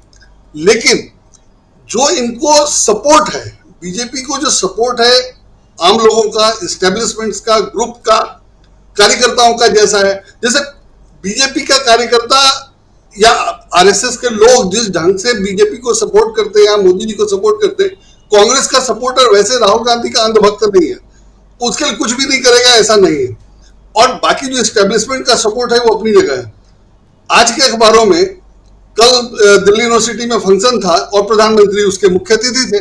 प्रधानमंत्री दिल्ली विश्वविद्यालय के छात्र रहे हैं, पूर्व छात्र। और अगर प्रधानमंत्री, कोई भी विश्वविद्यालय का छात्र प्रधानमंत्री बन जाए और वो विश्वविद्यालय के फंक्शन का मुख्य अतिथि हो, तो जो माहौल होना चाहिए, जो खबर होनी चाहिए, जितनी बड़ी घटना है, उस ढंग से आज अखबारों में खबर नहीं है। मतलब वैसे ही दिल्ली विश्वविद्यालय में एक इवेंट हुआ, प्रधानमंत्री वहां गए थे तो वो पहले पेज की खबर होनी चाहिए थी। लेकिन वो प्रधानमंत्री मेट्रो से गए, ये खबर तो छपी है, लेकिन वो मामला क्या था, प्रधानमंत्री वहां गए तो क्या किया, क्या बोला, उससे क्या फर्क पड़ेगा, विश्वविद्यालय के लिए आगे पीछे की क्या बातें हुई, वो सब अंदर के पन्नों में चली गई। तो आज का मौका ये था कि ये बताया जाता कि प्रधानमंत्री ने जो कह रखा है कि वो दिल्ली विश्वविद्यालय के छात्र हैं, MA in entire political science है, ठीक है, वो दूसरी जगह से, लेकिन उसकी डिग्री वगैरह वगैरह, उस पर आज का मौका एक मुद्दा था। मुझे लगता है कि अखबारों ने छोड़ दिया और ये उनका सपोर्ट है। अब अगर लोगों को 10 साल के उनके शासन के बाद अगर लोगों को लग रहा है कि उनका शासन वैसा नहीं था जैसा होना चाहिए था, या अब उनको दोबारा प्रधानमंत्री नहीं बनना चाहिए, तो इसके लिए उनका जो विरोध होना चाहिए जनरल, मैं पार्टी लाइन पे या पक्ष विरोध के हिसाब से नहीं कह रहा हूं, आम आदमी को, आम लोगों को, हर व्यक्ति को जिस हिसाब से विरोध करना चाहिए वो विरोध मुझे दिख नहीं रहा है अखबारों में, कम से कम। और वो बहुत बड़ी बात है। आज ही एक खबर है, ट्विटर के खिलाफ फैसला आया कर्नाटक हाई कोर्ट का। उसमें फैसला तो जो है सो है, कानूनी मामला है, और उसमें जुर्माना भी लगाया गया है ट्विटर पे। तो मैं सिर्फ जुर्माने की बात करूंगा, क्योंकि मुझे ये समझ में आ रहा है कि अगर कोई कोर्ट पे केस करता है तो उसके पास एक मुद्दा होता है जिसमें वो कोर्ट में जाता है, और सरकार से वो संतुष्ट नहीं है, तो हमारी व्यवस्था यही है कि हम अदालत से वो राहत मांगे या कहें कि भाई ये हमें गलत लगता है और ये इसको ठीक किया जाए। और अदालत अगर जुर्माना लगाने लगे तो अदालत में जाएगा कोई कैसे? वैसे ही भारत में अदालत में मुकदमा लड़ना बहुत मुश्किल और खर्चीला काम है, कोई अदालत में नहीं जाता है। मैं ये मानता रहा हूं कि पॉलिटिकल मामले अदालतों में जाते हैं और वकीलों के फीस के रूप में उनको राजनीतिक लाभ दिए जाते हैं, पद दिए जाते रहे हैं। वैसे तो वही अनुचित है और उस पर बात होनी चाहिए थी, उस पर काम होना चाहिए था। वो सब तो नहीं ही हो रहा है। अब खुलेआम पॉलिटिकली काम कोर्ट से करवा करके, वकील का काम, जज का काम कोर्ट से करवा के उनको सरकारी पद दिए जा रहे हैं और ये दिखाई दे रहा है जी। यही ये प्रधानमंत्री की डिग्री के मामले में हुआ। प्रधानमंत्री की डिग्री सार्वजनिक होनी चाहिए नहीं होनी चाहिए ये अदालत तय करे, इसमें मुझे कोई दिक्कत नहीं है। लेकिन ये कहना कि उसको सार्वजनिक होना चाहिए और मुझे देखना है, मैं देखना चाहता हूं, इसके लिए मुझ पर जुर्माना नहीं लगाना चाहिए। इस पर जुर्माना लगाने का मतलब है कि कोई मांग ही ना करे, तो कोई कुछ भी कह दे या प्रधानमंत्री कुछ भी कह दे, उसको चैलेंज ना किया जाए, ये माहौल अदालतों ने तो बना दिया है। तो अगर अदालतें इस ढंग से काम कर रही हैं, इस ढंग से सरकार को सपोर्ट कर रही हैं अब 9 साल 10 साल के बाद, तो वो अंडरलाइन करने वाली बात है और वो सिर्फ अदालतों का मामला मुझे लगता है कि नहीं रह गया। तो ऐसे हालत में जनता अगर मोदी जी के खिलाफ है या जनता मोदी जी को पसंद नहीं करती है तो वो वोट देगी या नहीं देगी, और देगी तो उसका रिजल्ट निष्पक्ष और क्लियर कट सामने आएगा कि नहीं आएगा, मुझे तो उसी पे डाउट है। और उसमें ईवीएम शामिल है। तो लेकिन इन सारी बातों पर बात कैसे की जाए? कांग्रेस क्या क्या करे? राहुल गांधी ने बात कर, पहले तो इन्होंने सभी विरोधियों को इतना दबाया डराया कि सब लोग बोलना ही बंद कर दिए। राहुल गांधी ने मजबूरी में या अंत में जब बोलना शुरू किया तो आपने उनकी सदस्यता लेने से लेकर के सब कुछ कर लिया। उस पर जो टाइम लग रहा है, जो हो रहा है, कोर्ट के फैसला आने में जितना टाइम लगा और उसके बाद जो सुनवाई होने में जो टाइम लग रहा है, उस सबसे दिखाई पड़ता है कि सरकार को कोर्ट का, अदालतों का या न्यायपालिका का कहिए, जो भी कहिए, उसका समर्थन है। तो अगर सरकार को इस तरह से कोर्ट का, आम लोगों का, ग्रुप्स का समर्थन है खराब काम करने पर या नहीं काम करने पर या अच्छा काम करने पर, मैं उसकी बात नहीं कर रहा हूं। मैं सिर्फ ये कह रहा हूं कि कोई खुलकर सरकार का इतना सपोर्ट कर रहा है अगर, तो जो चुनाव होगा क्या वो निष्पक्ष और सही हो पाएगा? और जब वही नहीं हो पाएगा तो हमको उसमें इन्वेस्ट करने या उसमें माथापच्ची करने का कोई मतलब है? या राहुल गांधी जो कर रहे हैं उसका इफेक्ट हो पाएगा? मुझे उस पर डाउट है। और सबसे जरूरी मुझे लगता है कि लेवल प्लेइंग फील्ड हो और तभी चुनाव हो। जब तक लेवल प्लेइंग फील्ड नहीं होगा तब तक चुनाव नहीं होगा। Narendra Modi, BJP, RSS emergency की जो आलोचना करते हैं उसके मुकाबले अभी की स्थिति बहुत खराब है, इसमें कोई दो राय नहीं है। ट्विटर पर नियंत्रण यही तो है, और अदालत ने जो फैसला किया कि सरकार को अधिकार है कि वो आपको जो कहे सो आप मानिए। सरकार आपको कह सकती है कि आप इस खबर को हटा दीजिए, हटा, वो ये नहीं पूछे कि क्यों हटा दे। यही तो मामला है। और हाईकोर्ट ने लगभग ऑर्डर कर दिया है। मोटा मोटी अगर हम लोग कानून बहुत नहीं समझते हैं और हम लोग कानून को उस ढंग से ना देखें तो मोटा मोटी यही समझ में आ रहा है कि सरकार चाहती है कि ट्विटर से कहे कि इस खबर को हटा दो, और अदालत ने कह दिया कि हाँ आपको हटा देना है। क्यों हटा देना चाहिए? क्या अखबार में कोई खबर छप गई और वो गलत है तो उसको तो हटाया नहीं जा सकता क्योंकि अखबार तो छप गया, तो क्या उसके खिलाफ कार्रवाई नहीं होनी चाहिए जिसने खबर गलत दी है? होगी ही, होनी ही चाहिए। लेकिन ट्विटर में अगर ट्विटर खबर नहीं हटाता है या पोस्ट नहीं हटाता है तो सरकार ने कोई कार्रवाई नहीं की। और अगर सरकार को लगता था कि उसको हटाना जरूरी है तो सरकार ने उसके खिलाफ कार्रवाई क्यों नहीं की थी? सरकार जो अपने स्तर पे कार्रवाई कर सकती है, एफआईआर कर सकती है, पुलिस की जांच करवा सकती है, गिरफ्तार करवा सकती है, वो सरकार नहीं करवा रही और कह रही कि ट्विटर पोस्ट हटा दे। और अदालत ने ऑर्डर कर दिया कि वो ठीक है। मैं इसका लीगल मामला बिल्कुल नहीं समझता हूं कि लीगली इसमें क्या है, लेकिन मोटे तौर पर संजय जी एक्चुअली हम लोग थोड़ा दूसरे, मुझे लग रहा है थोड़ा सा आप भटक गए हैं, क्योंकि चर्चा जो है ना वो थोड़ा कांग्रेस की रणनीतियों पे फोकस्ड हम चर्चा कर रहे हैं। और इस वक्त अगर हम भटकाव की तरफ ही जाएं तो अभी सबसे ज्यादा जरूरत तो भारत को अभी फ्रांस की चिंता करनी चाहिए। मणिपुर छोड़िए, फ्रांस में आग लगी हुई है भाई साहब, उसकी चिंता करें। और सुबह से ट्विटर पे देखिए, आप ट्विटर की बात कर रहे हैं, ट्विटर पे तो योगी आदित्यनाथ को बुलाया जा रहा है फ्रांस, 10 मिनट में सब कुछ ठीक कर देंगे।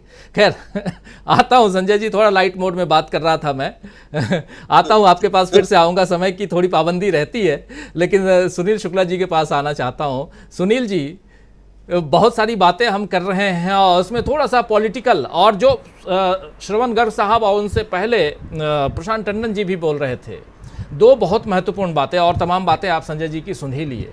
महत्वपूर्ण बातें यहाँ हो रही थी और उसमें भी गर्ग साहब जो बात कह रहे थे कि मोदी जी के या अमित शाह के दोनों के हाव भाव को देखिए, जो अग्रेसिवनेस दिखाई दे रहा है अभी, और ये जो सब कुछ हम जो हाव भाव देख रहे हैं, और ख़ासकर जो मध्य प्रदेश में प्रधानमंत्री अभी एक सप्ताह के अंदर 4 दिन 27 तारीख को गए थे और फिर आज 1 तारीख को पहुंच गए प्रधानमंत्री नरेंद्र मोदी मध्य प्रदेश। अब पता नहीं कितनी यात्राएं करेंगे और अलग अलग राज्यों की। अब प्रधानमंत्री नरेंद्र मोदी काफ़ी व्यस्त रहने वाले हैं, ये तो साफ दिखाई दे रहा है। लेकिन क्या आपको लगता है कि ये चुनाव कर्नाटक के चुनाव से भी ज़्यादा मुश्किल चुनाव होने जा रहे हैं, जो 5 राज्यों के चुनाव हैं, और उस लिहाज से भी क्योंकि यहाँ दमखम के साथ न सिर्फ कांग्रेस पार्टी, क्योंकि 14 तारीख 13 और 14 के बाद विपक्षी दल अगर एक गठबंधन में दिखाई देते हैं तो परिस्थितियां इस देश की, क्या आपको भी लगता है कि बहुत बदली हुई दिखाई देंगी राजनीतिक तौर पर? सुनील जी। धन्यवाद राजीव जी। निश्चित रूप से मध्य प्रदेश में जो चुनाव का माहौल है, चाहे बाकी जो 4 राज्यों में, ये चुनाव बहुत ही गहमागहमी वाला होगा। कांग्रेस की सबसे बड़ी, या कांग्रेस सहित अन्य विपक्षी दलों की यह सबसे बड़ी उपलब्धि है कि उन्होंने इस चुनाव की प्रक्रिया में मुद्दों के साथ आम आदमी को जोड़ लिया है। ये जिस तरीके से प्रधानमंत्री जी हमलावर हैं विभिन्न दलों के नेताओं के ऊपर, इन राजनीतिक दलों ने मुद्दों को उठा करके बीजेपी के सामने सवाल खड़े किए हैं। प्रधानमंत्री जी को विभिन्न राजनीतिक दलों और उनके नेताओं की आलोचना करने का पूरा हक है। हम लोकतांत्रिक परिवेश में रहते हैं, किसी की आलोचना से हमको शिकायत नहीं हो सकती। अगर आप ये कहते हैं कि डीएमके के पुत्र होने के नाते स्टालिन साहब तमिलनाडु के मुख्यमंत्री हैं, तो अगर यही उनकी उपलब्धि है तो कृपया यह बता दें आप कि जिन जगहों पर आपके मुख्यमंत्री हैं, माने कि जो पिता पुत्र वाले रिश्ते में नहीं है या जिनके ऊपर परिवारवाद का आरोप नहीं है, उनकी उपलब्धियां क्या तमिलनाडु की राज्य सरकार से बेहतर हैं? मानव विकास के जितने भी इंडेक्स हैं, उन इंडेक्स की तुलना में क्या तमिलनाडु की तुलना में राज्य कहीं ठहरते हैं? चाहे आपका मध्य प्रदेश हो, चाहे आपका उत्तर प्रदेश हो, चाहे जिस किसी भी राज्य में, चाहे वो ये शासन कर रहे हो या शासन किए हुए हो। अगर ये कहते हैं कि मुलायम सिंह के लड़के के नाते पुत्र होने के नाते अखिलेश यादव मुख्यमंत्री हो गए, तो क्या वो चुनाव नहीं लड़े? जनता ने उनको वोट नहीं दिया, जनता ने उनको जन समर्थन नहीं दिया, बिना पब्लिक मैंडेट के उन्होंने जबरदस्ती कब्जा कर लिया मुख्यमंत्री कुर्सी के ऊपर। अगर आपका नेता चुनाव जीत करके आता है तो आप उसके ऊपर परिवारवाद का आरोप नहीं लगाते, और दूसरे व्यक्ति के ऊपर आप आरोप लगाते हैं कि साहब ये लोग केवल अपने अपने परिवार के लिए जी रहे हैं। अकेले व्यक्ति हैं क्या वो? उनकी पार्टी में कोई लोग नहीं है, उनकी पार्टी में कोई संगठन नहीं है। और क्या आप अपने परिवार, अपनी पार्टी को परिवारवाद से आपने मुक्त रखा है? पीयूष गोयल साहब की क्या योग्यता है? क्या पीयूष गोयल साहब किसी के पुत्र नहीं है? वो आप एक किसी ने, हमारे यहाँ पंकज सिंह साहब एक एमएलए हैं, उनको जनता ने चुना है, लेकिन ये भी सच्चाई कि वो राजा सिंह के पुत्र हैं।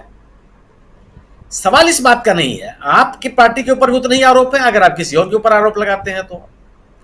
अगर आप सवाल ये सही है कि अगर किसी कोई नेता अपने पुत्र को बिना जन समर्थन के पार्टी के ऊपर थोप दे, तो आप सवाल खड़ा कर सकते हैं कि साहब आप तो न चुनाव जीते, न कुछ किए, और आपके साथ तो यह है कि आप लोगों को बैकडोर से विधानसभा में, राज्यसभा में, चाहे विधान परिषद में ले आते हैं और उनको मुख्य धारा का मंत्री बना के रखते हैं। दूसरी चीज, आप जितने इन्होंने आरोप लगाए, चाहे इन्होंने कहा भ्रष्टाचार की बात की, जिस मध्य प्रदेश में खड़े होकर के आप भ्रष्टाचार के आरोप लगा रहे हैं, उसी मध्य प्रदेश में कांग्रेस के नेताओं ने 200 भ्रष्टाचार के उदाहरण दिए हैं, जिसमें सत्यम का घोटाला सबसे बड़ा है। आज तक उसका पता ही नहीं चला क्या हो रहा है उसमें। आप उसके कोई जवाबदेही नहीं देते। आप ये भी नहीं बताते कि जांच हो रही है, नहीं हो रही है, कौन शामिल है, कौन नहीं है, कोई चर्चा उसकी आप नहीं करते। और अगर आप आरोप लगाते हैं, कितने आरोप है मध्य प्रदेश की सरकार के ऊपर, किसी की चर्चा आप नहीं करते हैं। गोया कि जो मुद्दे आप उठा रहे हैं, उन मुद्दों से कुछ लाभ नहीं मिलने वाला, और उन मुद्दों को उठाने से जो आप इस सरकार के ऊपर गवर्नेंस की विफलताएं हैं, उसको ढका नहीं जा सकता, उसके ऊपर चादर नहीं डाली जा सकती। कांग्रेस की सबसे बड़ी उपलब्धि है और इन अन्य दलों की सबसे बड़ी उपलब्धि है कि इन पार्टियों ने जो सरकार के गवर्नेंस की विफलताएं हैं उनको लोगों के सामने रखा है। अगर राहुल गांधी की मणिपुर की यात्रा एक बड़ी पहल है, दो उद्देश्यों से। एक तो वहां के जो लोग परेशान हैं उनके साथ अपनी संवेदनाओं को जोड़ना, उनके सुख दुख में बैठना, उनकी समस्याओं को, उनकी परेशानियों को, उनके दर्द को महसूस करना और उनके साथ अपने को जोड़ना। और दूसरा बड़ा मुद्दा यह है कि सरकार की जो निष्क्रियता रही, जो अकर्मण्यता रही इस पूरे मुद्दे पर, उसको उजागर कर देना। और राहुल गांधी ने कोई राजनीतिक पर्यटन नहीं किया, बाकायदे 2 दिन रहे, उन्होंने स्थानों पर गए जहां जहां कहा जा रहा था कि यहां सुरक्षा का संकट है। विभिन्न राहत शिविरों में रहने वाले लोगों के साथ बैठ करके उन्होंने खाना खाया, बच्चों से बात की और सबसे कहा, किसी एक पक्ष से नहीं कहा, सबसे कहा कि हिंसा कोई जवाब नहीं है, हिंसा के माध्यम से किसी मुद्दे का समाधान नहीं हो सकता, या किसी भी पक्ष को बुरा लग सकता है, किसी को भला लग सकता है। कोई जो पीड़ित है वो कहेगा कि साहब आप दूसरे लोग, जो लोग हिंसा कर रहे हैं उनकी बात आप नहीं करते, मेरी बात आप कर रहे हैं, लेकिन दोनों पक्षों से बात कही। तो एक राजनेता के रूप में जो राजधर्म निभाना चाहिए था वो राहुल गांधी ने पूरी की, उस भूमिका को उन्होंने अदा किया और एक बड़ी लाइन खींच दी। तो यह उनकी यात्रा ने पूरी की पूरी इस सरकार को गतिविधियों को एक्सपोज किया। दूसरी चीज कि मध्य प्रदेश में या आप तेलंगाना की स्थिति है कि जिस कदर एंटी इनकम्बेंसी की स्थिति है वहां पर, कि वहां के नेता एनडीए के नेताओं से भी मिल रहे हैं और कांग्रेस के नेताओं से भी मिल रहे हैं।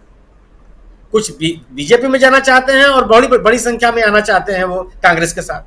तो वहां तो एक कांग्रेस के लिए बहुत एक ऐसा मैदान है जिसमें अपनी राजनीतिक गतिविधियों से बड़ी आक्रामकता के साथ वो तेलंगाना में अपनी उपस्थिति दर्ज करा सकती है।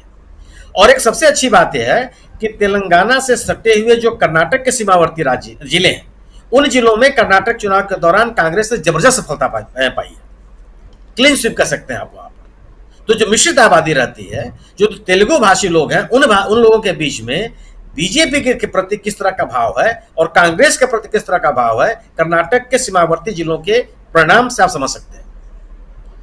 कांग्रेस की जो सबसे बड़ी तैयारी मैं मानता हूं वह है केवल मुद्दों को जिंदा रखना, जो जयराम रमेश ने कहा।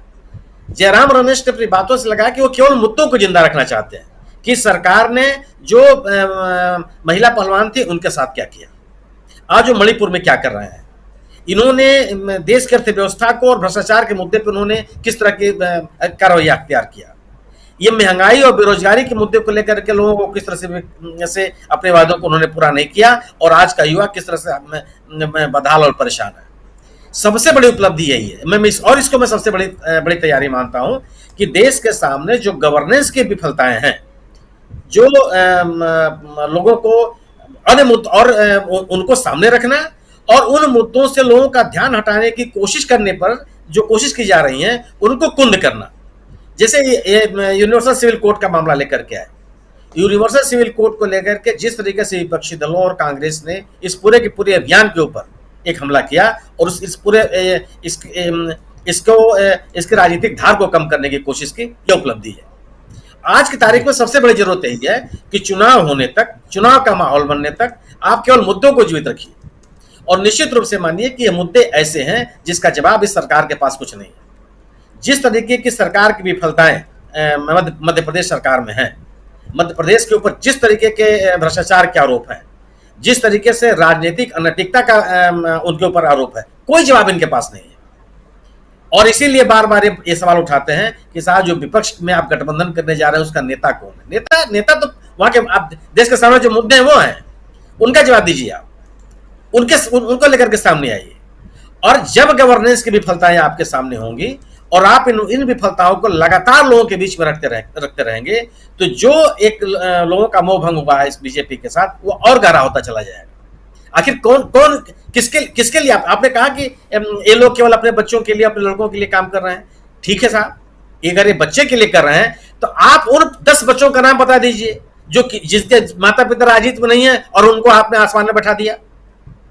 उन सामान्य बच्चों के लिए बता दिए कि उनकी बेरोजगारी को दूर करने के लिए आपने क्या कर दिया।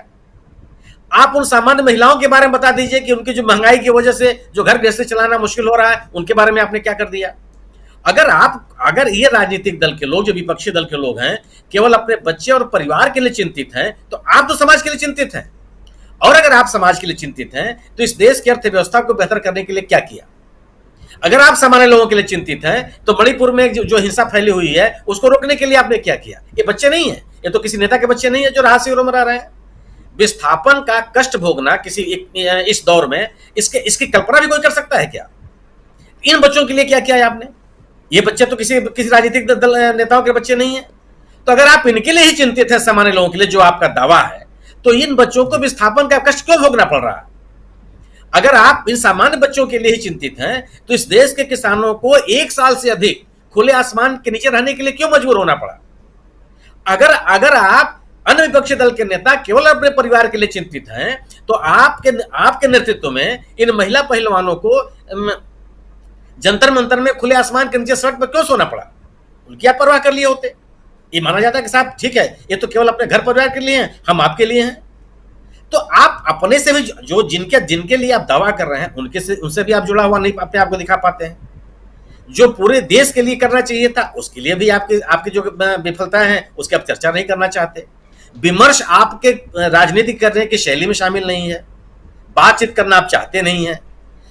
आप जो आपके मन में आ जाएगा उसका आप निर्णय ले लेंगे।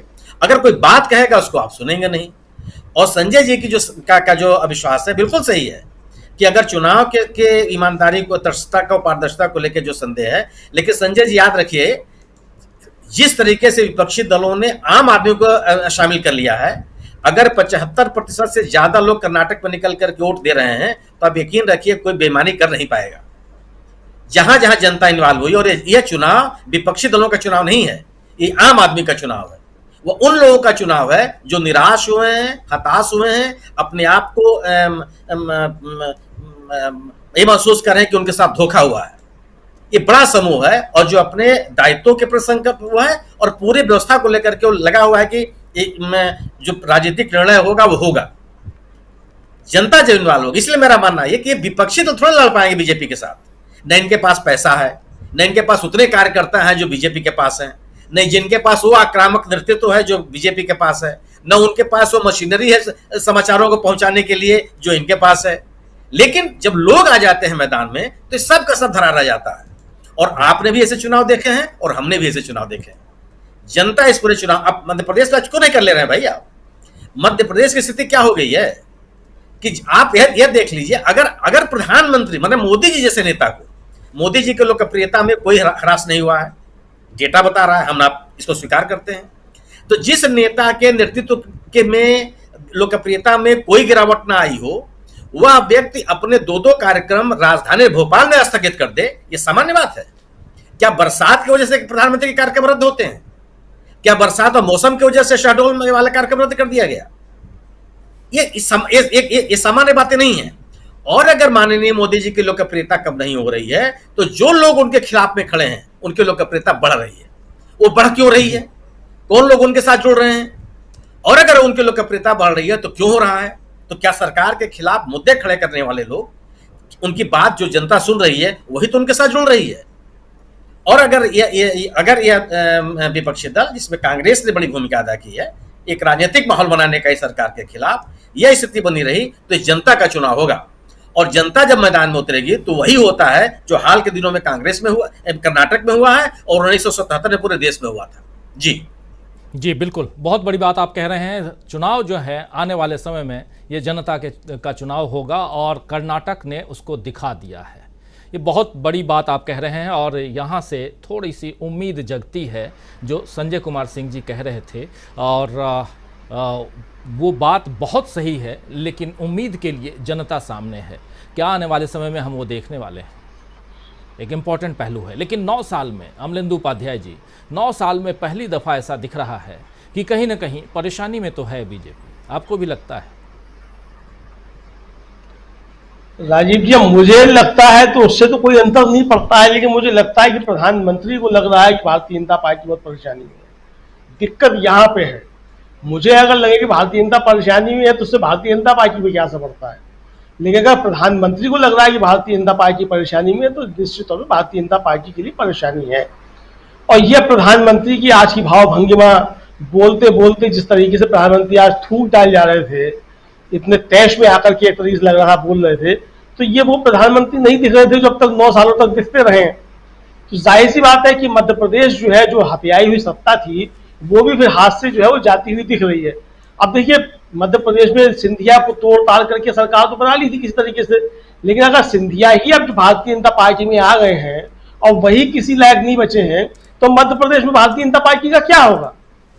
तो ये परेशानी है। लेकिन प्रधानमंत्री जिस तरीके से वहां से प्रहार कर रहे थे राजीव जी, तो वो सिर्फ मध्य प्रदेश को लेकर के चिंता नहीं थी, वो निश्चित तौर पर चिंता ये होती है पूरे देश को लेकर के, और 2024 को लेकर के भी प्रधानमंत्री की चिंता जो है वो साफ तौर पर दिखाई पड़ रही है।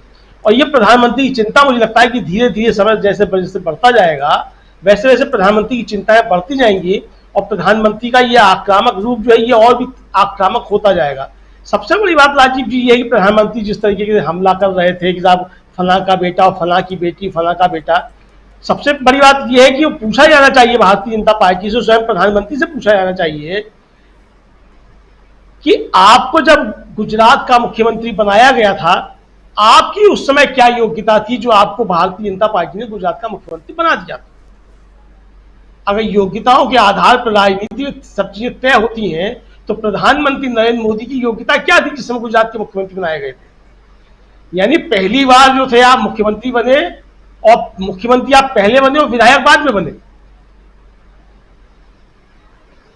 तो ये योग्यता आपकी कहां से आई? मतलब ये इस योग्यता की पहचान किसने की? प्रधानमंत्री के रूप में, मतलब नरेंद्र मोदी के रूप में जिस हीरे की पहचान जिस जौहरी ने की, प्रधानमंत्री नरेंद्र मोदी उस जौहरी का नाम क्यों नहीं बताना चाहते हैं? उस जौहरी का नाम बताएं कि जिस जौहरी ने प्रधानमंत्री जो नरेंद्र मोदी जो है उनके रूप में उस हीरे की खोज की थी, वो बताया जाए। बहरहाल राजीव जी, ये परेशानी जो है मुझे लगता है बढ़ती जाएगी, और अमित शाह जी के मुंह में घी शक्कर, अमित शाह जी जो कहते हैं वो निश्चित तौर पे होता है। अमित शाह जी कर्नाटक में बोल के आए थे कि अगर कर्नाटक में कांग्रेस की सरकार बनेगी तो दंगे होंगे, तो सरकार भी बन गई कर्नाटक में कांग्रेस की, मिजोरम में दंगे भी हो गए जहां भारतीय जनता पार्टी की सरकार है। अब अमित शाह जी बोल करके आए हैं उदयपुर, हाँ मणिपुर में दंगे भी हो गए जहां भारतीय जनता पार्टी की सरकार है। अब अमित शाह जी उदयपुर में बोल करके आए हैं कि कांग्रेस की फिर सरकार बन गई, तो अब कांग्रेस की सरकार भी बन जाएगी। अब देखना ही है कि वो कहाँ क्या होगा भारतीय जनता पार्टी की जहां सरकार है। तो अमित शाह जी के मुंह में घी शक्कर, मुझे लगता है कि अब अमित शाह जी जब तक चाणक्य है भारतीय जनता पार्टी के, भारतीय जनता पार्टी को किसी दूसरे शत्रु की आवश्यकता नहीं रह गई है। अब ये पता नहीं ये अंदरूनी राजनीति में कुछ गड़बड़ है या वास्तव में जो है वो परेशानी इतनी ज्यादा बढ़ गई है कि हमारे चाणक्य जो है वो भी जो है वो अस्त व्यस्त और दौड़े दौड़े भागे भागे से जो एकदम हुए चले जा रहे हैं। हालांकि मैंने अमित शाह जी को कभी इस तरीके से देखा नहीं परेशान होते हुए, वो कठिन से कठिन परिस्थितियों में भी जो है वो अपना संतुलन खोने नहीं देते हैं। लेकिन मुझे लगता है कि उनके ऊपर दबाव जो बहुत ज्यादा बढ़ गया है, और वो दबाव इसीलिए है क्योंकि भारतीय जनता पार्टी काफी ज्यादा संकट में दिखाई पड़ रही है।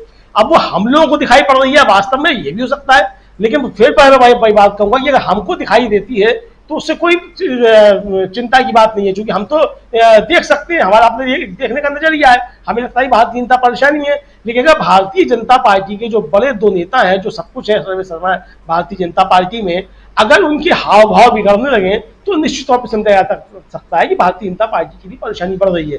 और निश्चित तौर पर अगर ये परेशानी बढ़ रही है राजीव जी, तो इसमें कांग्रेस का कोई हाथ हो या ना हो, लेकिन जनता का हाथ निश्चित तौर पर नजर आता है, क्योंकि बिना जनता के हाथ हुए इन परेशानियों को बढ़ने का कोई मतलब नहीं है। तो चूंकि जनता का हाथ इन परेशानियों को बढ़ाने में, चूंकि जनता स्वयं परेशान हो रही है और वो परेशानी जनता की अब सामने आ रही है, तो इसलिए लगता है भारतीय जनता पार्टी निश्चित तौर पर परेशानी है। जी, भारतीय जनता पार्टी पहली बार 9 साल में परेशानी में दिखाई दे रही है। क्या आपको भी दिखाई दे रही है प्रोफेसर अखिल स्वामी जी?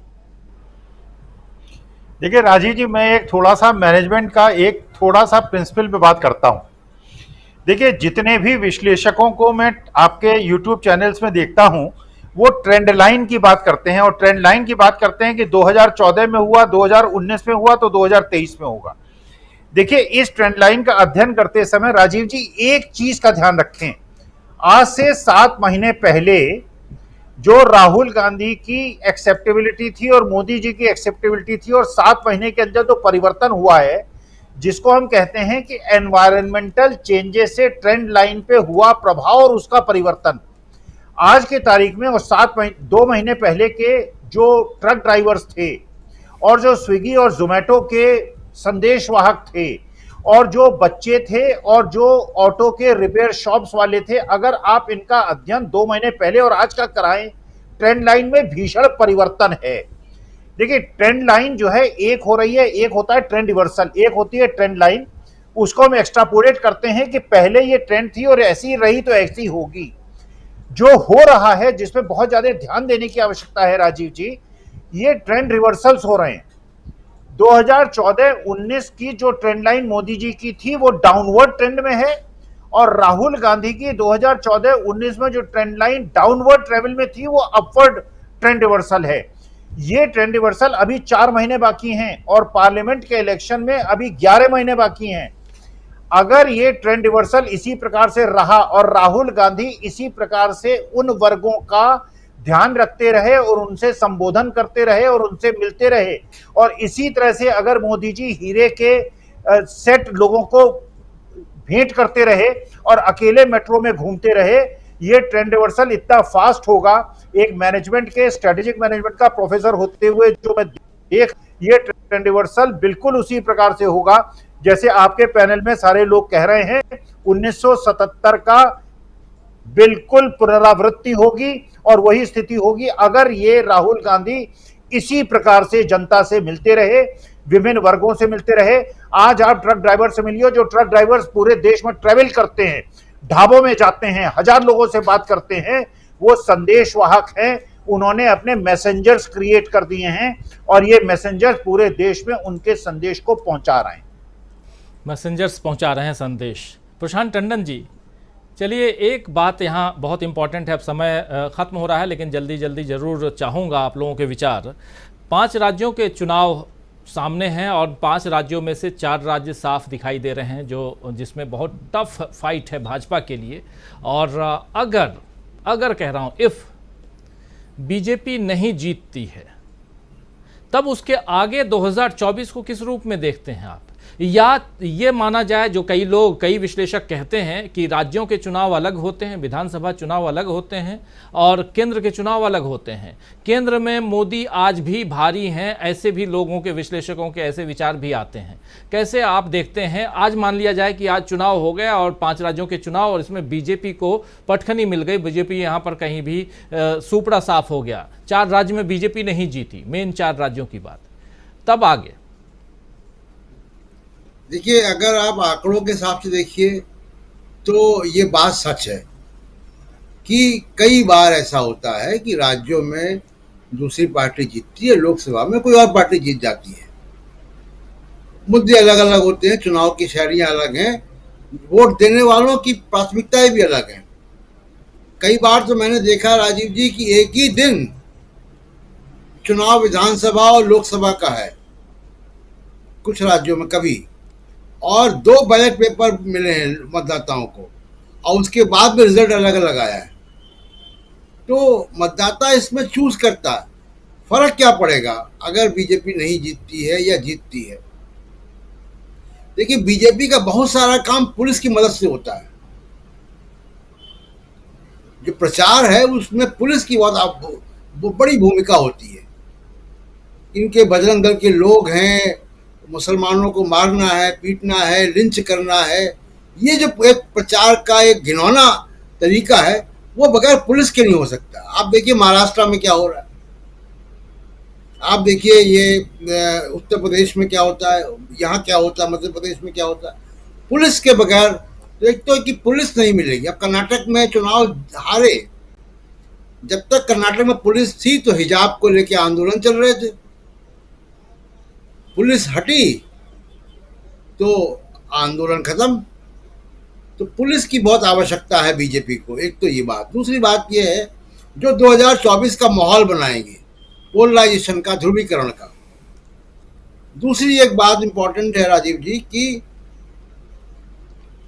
एक माहौल बनता है, पार्टी के कार्यकर्ताओं का उत्साह बनता है लोकसभा के चुनाव के लिए। अगर चुनाव जीतते, जैसे कर्नाटक की एक जीत है, तो कर्नाटक की जीत के बाद कांग्रेस के लोगों की, वर्कर्स की, नेताओं की बॉडी लैंग्वेज चेंज हो गई। इतनी विपरीत परिस्थिति में, जिसको लेवल प्ले फील्ड नहीं कह सकते, बावजूद उसके चुनाव जीत गई। तो ये फर्क एक 2024 के लिए पड़ेगा कि बड़े जोर शोर और उत्साह के साथ ये लोग जाएंगे चुनाव में। एक जो महत्वपूर्ण बात है जो गर्ग साहब ने भी उठाई और प्रोफेसर अकील स्वामी ने उठाई कम्युनिकेशन। देखिए, कांग्रेस और विपक्षी पार्टियों को ये तय करना है, बहुत इंपॉर्टेंट बात है, कि गोदी मीडिया इनके साथ नहीं है। ये जो ब्रॉडकास्ट मीडिया है वो खुले तौर पर भारत जोड़ो यात्रा चली, नहीं दिखाया। अमेरिका की बहुत सक्सेसफुल यात्रा राहुल गांधी की रही, हमने आपने यहाँ पे दिखाया, उन लोगों ने नहीं दिखाया, ब्रॉडकास्ट मीडिया ने। एक बड़ा मीडिया, और बल्कि उल्टी बात, अगर राहुल गांधी ने कुछ कहा तो उसको तोड़ मरोड़ के किस तरीके से एंटी इंडिया उसको किया जाए, ये काम होता है। कांग्रेस एक ऐसी पार्टी है जो रोज प्रेस कॉन्फ्रेंस करती है, अकेली पार्टी है भारत में जो रोज प्रेस कॉन्फ्रेंस करती है, उसके बहुत सारे एंगेजमेंट होते हैं। अगर आप गिनती करिएगा तो राहुल गांधी के पब्लिक एंगेजमेंट मोदी जी से ज़्यादा होते हैं। हर जगह राहुल गांधी पहुंचते हैं, चाहे मुसीबत हो, चाहे वो बाढ़ हो, चाहे वो किसी के साथ अन्याय हुआ हो, पहुंचते हैं। जैसे मणिपुर में आज गए, तो सब कुछ कांग्रेस में हो रहा है, मुद्दे अच्छे उठा रहे हैं, रिसर्च करके बुकलेट निकालते हैं, महंगाई के खिलाफ चार्जशीट निकालते हैं, सब कुछ करते हैं। लेकिन मीडिया का प्लान उनका, मुझे लगता है कि थोड़ा उनको विचार करना पड़ेगा कि किस मीडिया से इंगेज करे वो। आप जैसे मीडिया ने राहुल गांधी की अमेरिका यात्रा पे घंटों की प्रोग्रामिंग की, लाइव किए, विश्लेषण किए, अमेरिका से लोगों को गेस्ट बुला के आपने विश्लेषण किए, लेकिन ये काम गोदी मीडिया ने नहीं किया। तो कांग्रेस की तरफ से कोई पहल नहीं है। एक जो 10 करोड़ 20 करोड़ जो दर्शक है आपके साथ, उसको उससे इंगेज करने कोई पहल नहीं है विपक्ष की तरफ से। और ये केवल कांग्रेस की बात नहीं है, ये अखिलेश की बात है, वो तेजस्वी की बात है, वो स्टालिन की बात है। इनको अपनी बात को एम्पलीफाई कैसे करें, इसमें बहुत बड़ी रीथिंकिंग की ज़रूरत है। क्योंकि आमतौर पे मैं देखता हूँ, जो मैं देख रहा हूँ वो मैं बताता हूँ, आमतौर पे मैं देखता हूँ कि जो दक्षिणपंथी मीडिया है, जो मीडिया आपकी धुनाई करता है दिन रात, आपके खिलाफ साजिशें करता है, आपके बयान को तोड़ मरोड़ करके आपको एंटी नेशनल साबित करता है, बैठते आप वहीं जाके हो। तो ये इस पे रीथिंकिंग विपक्षी पार्टियों को और कांग्रेस को करनी चाहिए कि अपनी बात को इस डिजिटल मीडियम के जरिए एम्पलीफाई कैसे करें, कैसे ले जाए जनता तक। राजीव जी, और अभी पिछले दिनों बीजेपी में के जो थिंक टैंक हैं, उन्होंने बहुत ही शानदार तरीके से, शानदार इसलिए कहूँगा क्योंकि उन्होंने कर्नाटक पर एक पूरी की पूरी रिपोर्ट तैयार की, और कर्नाटक के रिपोर्ट में ये पता चला कि कांग्रेस सोशल मीडिया पर ज़्यादा एक्टिव रही, और इसलिए अब बीजेपी भी सोशल मीडिया और ख़ासकर यूट्यूब चैनल्स की तरफ जा रही है। जी प्रशांत जी, कुछ बोलो। हाँ, एक आखिरी बात मैं इसमें जोड़ दूं कि देखिए बीजेपी और सरकार कैसे इंगेज करते हैं कि उन्होंने अब यूट्यूबर से इंगेज करना शुरू किया है बड़े पैमाने पर, बहुत सिस्टमैटिक ढंग से। लेकिन विपक्षी पार्टियों को अभी ये समझ में नहीं आया है कि ये भी एक मीडियम है। ये भी नहीं प्रशांत जी, ये बहुत बहुत बड़ा मीडियम है, हर हाथ में है। लोग, हमारे तमाम साथी कहते हैं कि कोई कहता है 2014 से टेलीविज़न देखना छोड़ दिया, कोई कहता है कि 2019 से हमने देखना छोड़ दिया, और कोई कहते हैं कि अभी हमने देखना छोड़ दिया। यानी कि लोग उधर से हट करके, और अभी कह ही रहे थे प्रोफेसर अखिल स्वामी जी कि लगातार संख्या जो है वो बढ़ती जा रही है। अगर सोशल मीडिया, यूट्यूब चैनल्स पे लोगों के, हमारे दर्शकों की संख्या आप लोग देख रहे हैं बढ़ी हैं पिछले दिनों लगातार, तो लोग तो आ रहे हैं, देख रहे हैं।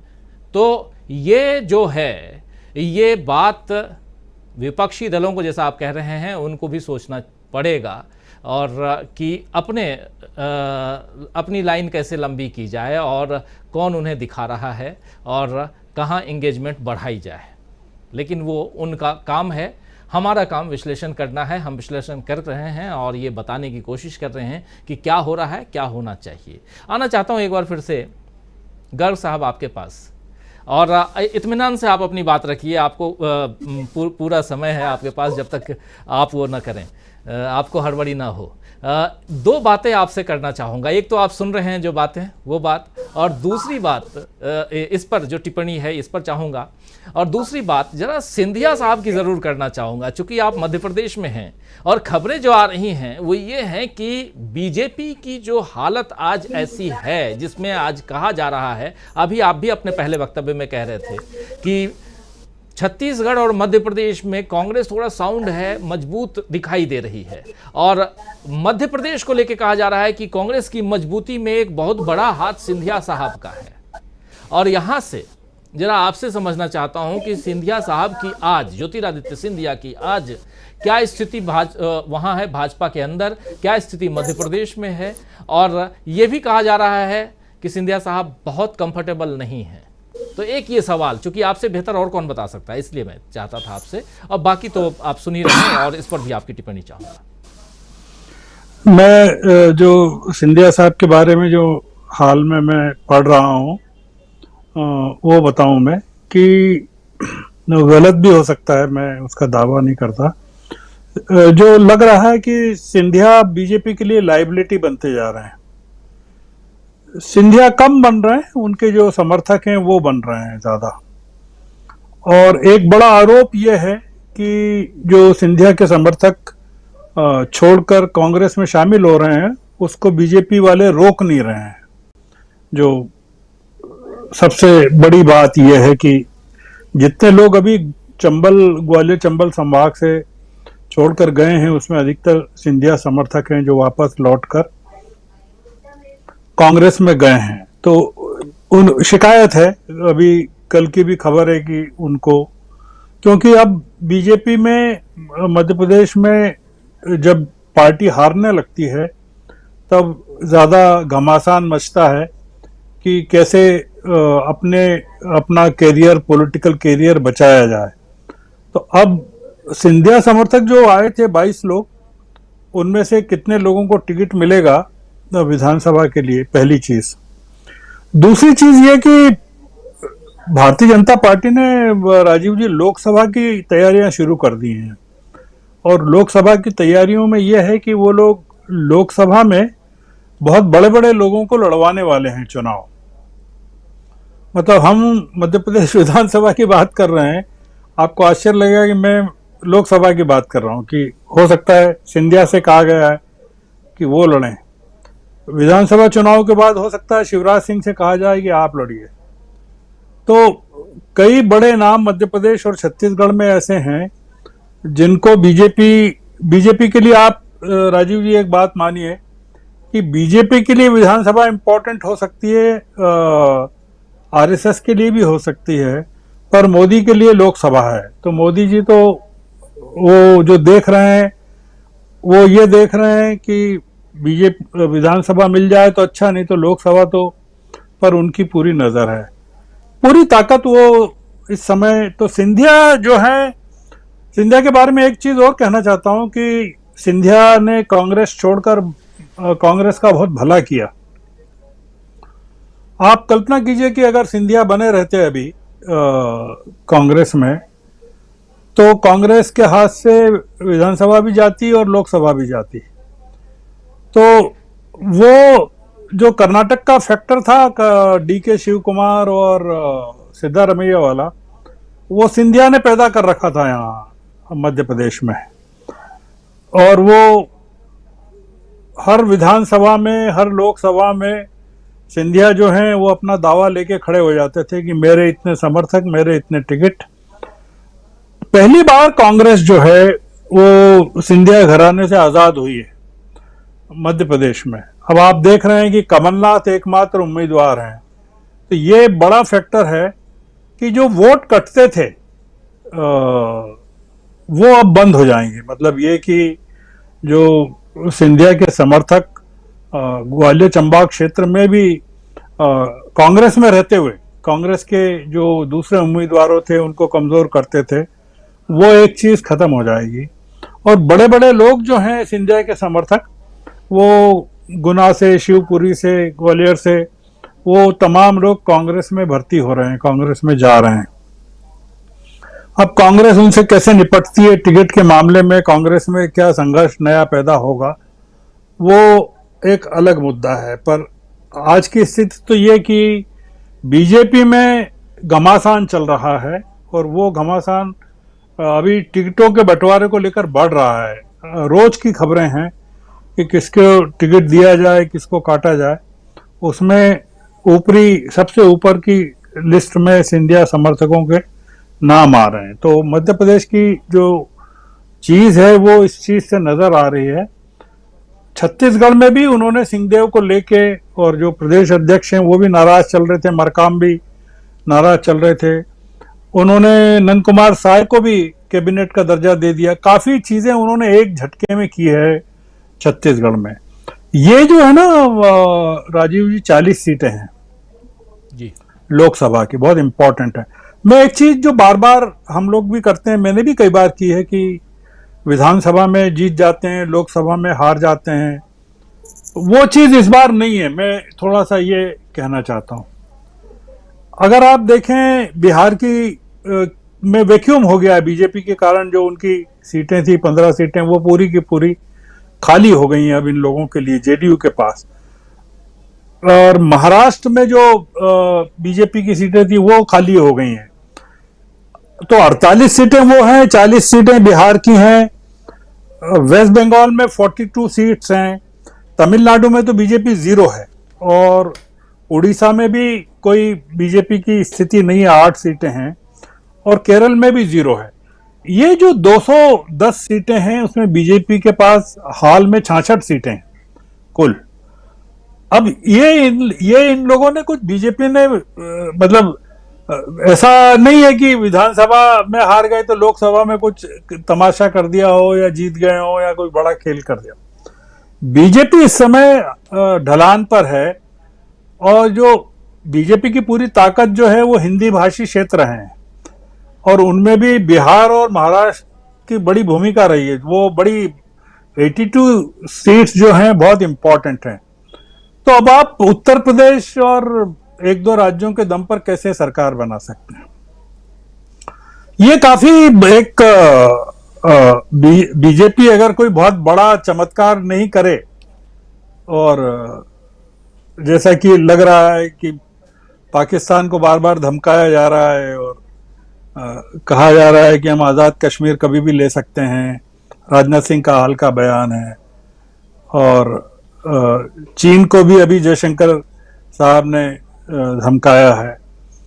अगर कोई बड़ा चमत्कार नहीं हो जाए तो एक फेयर इलेक्शन हो, डेमोक्रेटिकली चीज़ें बने, तो इस समय बीजेपी के जो हारने की संभावना है वो काफ़ी प्रबल है। मैं वो 1977 तो नहीं देख रहा हूँ, मतलब क्योंकि 1977 अगर हो गया तो फिर ये सरकार ज़्यादा दिन टिकेगी भी नहीं। वो फिर 1977 वाली स्थिति बनेगी जो 80 में ख़त्म हो गई थी। तो मैं एक तो उसकी कामना भी नहीं करता हूँ और उसकी संभावना भी नहीं देखता हूँ। मैं एक आखिरी बात कहना चाहता हूँ कि जो मैंने शुरू जहाँ से किया था कि विपक्ष की ओर से केवल राहुल गांधी लड़ाई लड़ते हुए दिख रहे हैं। ये जो मैंने कहा था आपको जी, सड़क पर अखिल भारतीय स्तर पर मैं अगर कहूं तो ये थोड़ा सा अभी एक जो राहुल कितना अकेले लड़ पाएंगे, और कांग्रेस में भी क्या ऐसे लोग हैं जो उनके साथ खड़े होकर चीज़ों को उतने ही ईमानदारी के साथ चैलेंज कर सकें विपक्ष को। हमने देखा कि अधीर रंजन पूरी तरह फ्लॉप हो गए। उसका ताज़ा उदाहरण यह है कि गीता प्रेत गोरखपुर को जो पुरस्कार दिया गया और उसकी जो मीटिंग हुई, अधीर रंजन कहते हैं मुझे जानकारी नहीं थी कि वो मीटिंग है कब नहीं है। उसका खंडन किया कि आपको पूरी जानकारी दी गई। तो अधीर रंजन जो है वो मतलब लोकसभा में और अब तो और दिक्कत हो गई है राजीव जी, कि राहुल गांधी नहीं है लोकसभा में बोलने के लिए, और कांग्रेस के नेता अधीर रंजन ही हैं। अब थोड़ा सा एक प्रैक्टिकल होकर अगर हम ये सोचें कि हाँ, क्या स्थिति क्या है, मतलब अब पार्लियामेंट का सेशन हो रहा है, तो कांग्रेस के पास बोलने के लिए कौन लोग हैं जो लोकसभा में बोलेंगे, जो राज्यसभा में बोलेंगे, और जो एक जिनकी ऑल इंडिया अपील जिसको कहना चाहिए वो होगी। तो ये एक बड़ा एक अच्छा है, हम जो कह रहे हैं या बात कर रहे हैं कि अब तो पूरा विपक्ष का सफाया ही होने वाला है, और मान के चल रहे हैं कि हो गया सफाया, अब तो फॉर्मेलिटीज बची हैं।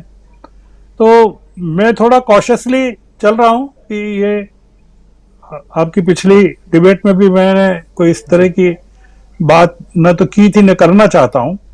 बिल्कुल, विपक्ष की जो चुनौतियां हैं वो बीजेपी के मुकाबले ज्यादा हैं, ये मैं कहना चाहता हूं। विपक्ष अभी पूरी तरह से यूनाइटेड नहीं है। विपक्ष की चिंता केवल सीटों के बंटवारे पर केंद्रित है, जबकि जो बीजेपी है वो नरेंद्र मोदी और अमित शाह के पीछे एक साथ एक मुट्ठी बांधे खड़ी है।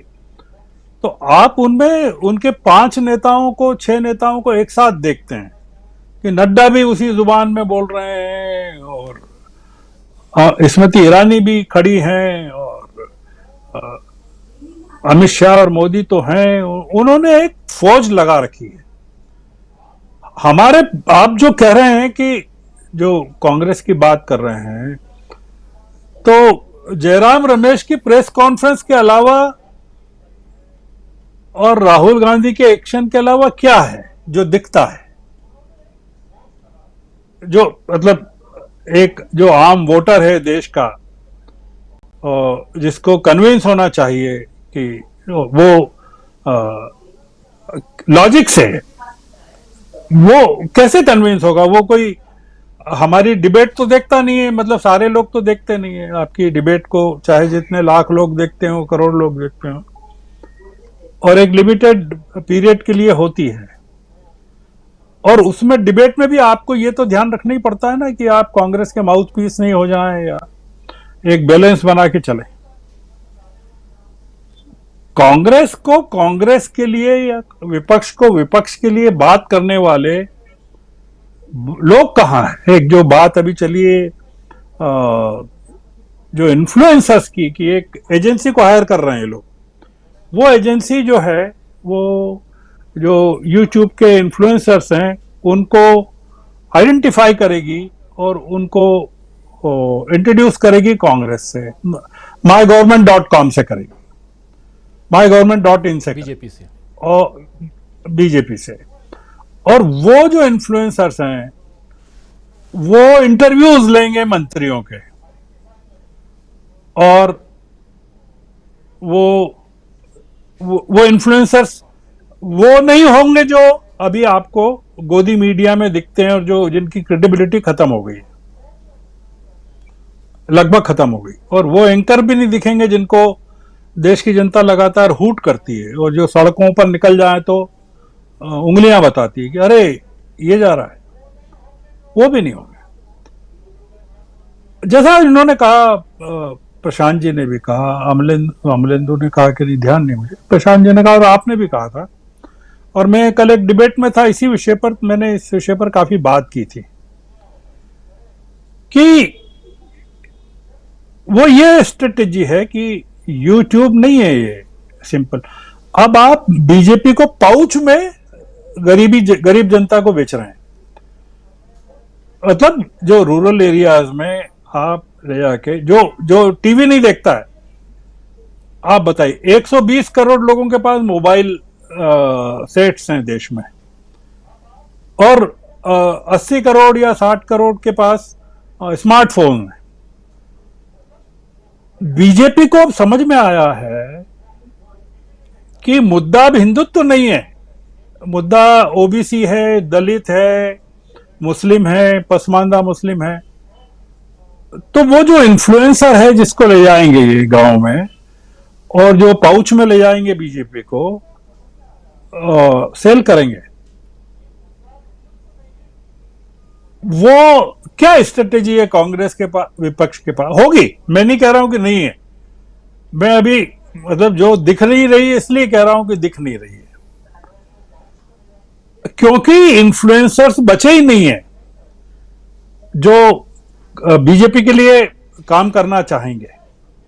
मतलब जो जितने इन्फ्लुएंसर सोशल मीडिया पे हैं वो ऑलरेडी अपोजिशन के लिए काम कर रहे हैं, और जनता उनको सुन भी रही है कि जैसे अब आपकी जो टीआरपी इतनी हो गई, इतने सब्सक्राइबर्स हो गए, तो क्यों हो गए? या जो नंबर 2 नंबर 3 पे हैं या सत्य हिंदी को सुनते हैं, क्यों सुनते हैं? तो ये लोग इन्फ्लुएंसर्स कौन से लेके जाएंगे? तो हो सकता है ये इन्फ्लुएंसर्स भी अपने अंदर से ही पैदा करें कि भाई आप इस तरह के थोड़े से आड़े तिरछे सवाल पूछिए हमसे, जो गोदी मीडिया पर जो राजीव श्रीवास्तव पूछते हैं या प्रशांत टंडन पूछते हैं वैकल्पिक मीडिया पर, जिसको कहते हैं ना कि आप अपने अंदर ही दुश्मन क्रिएट करके उनको बताइए कि ये दुश्मन है, पर वो असल में मित्र होते हैं।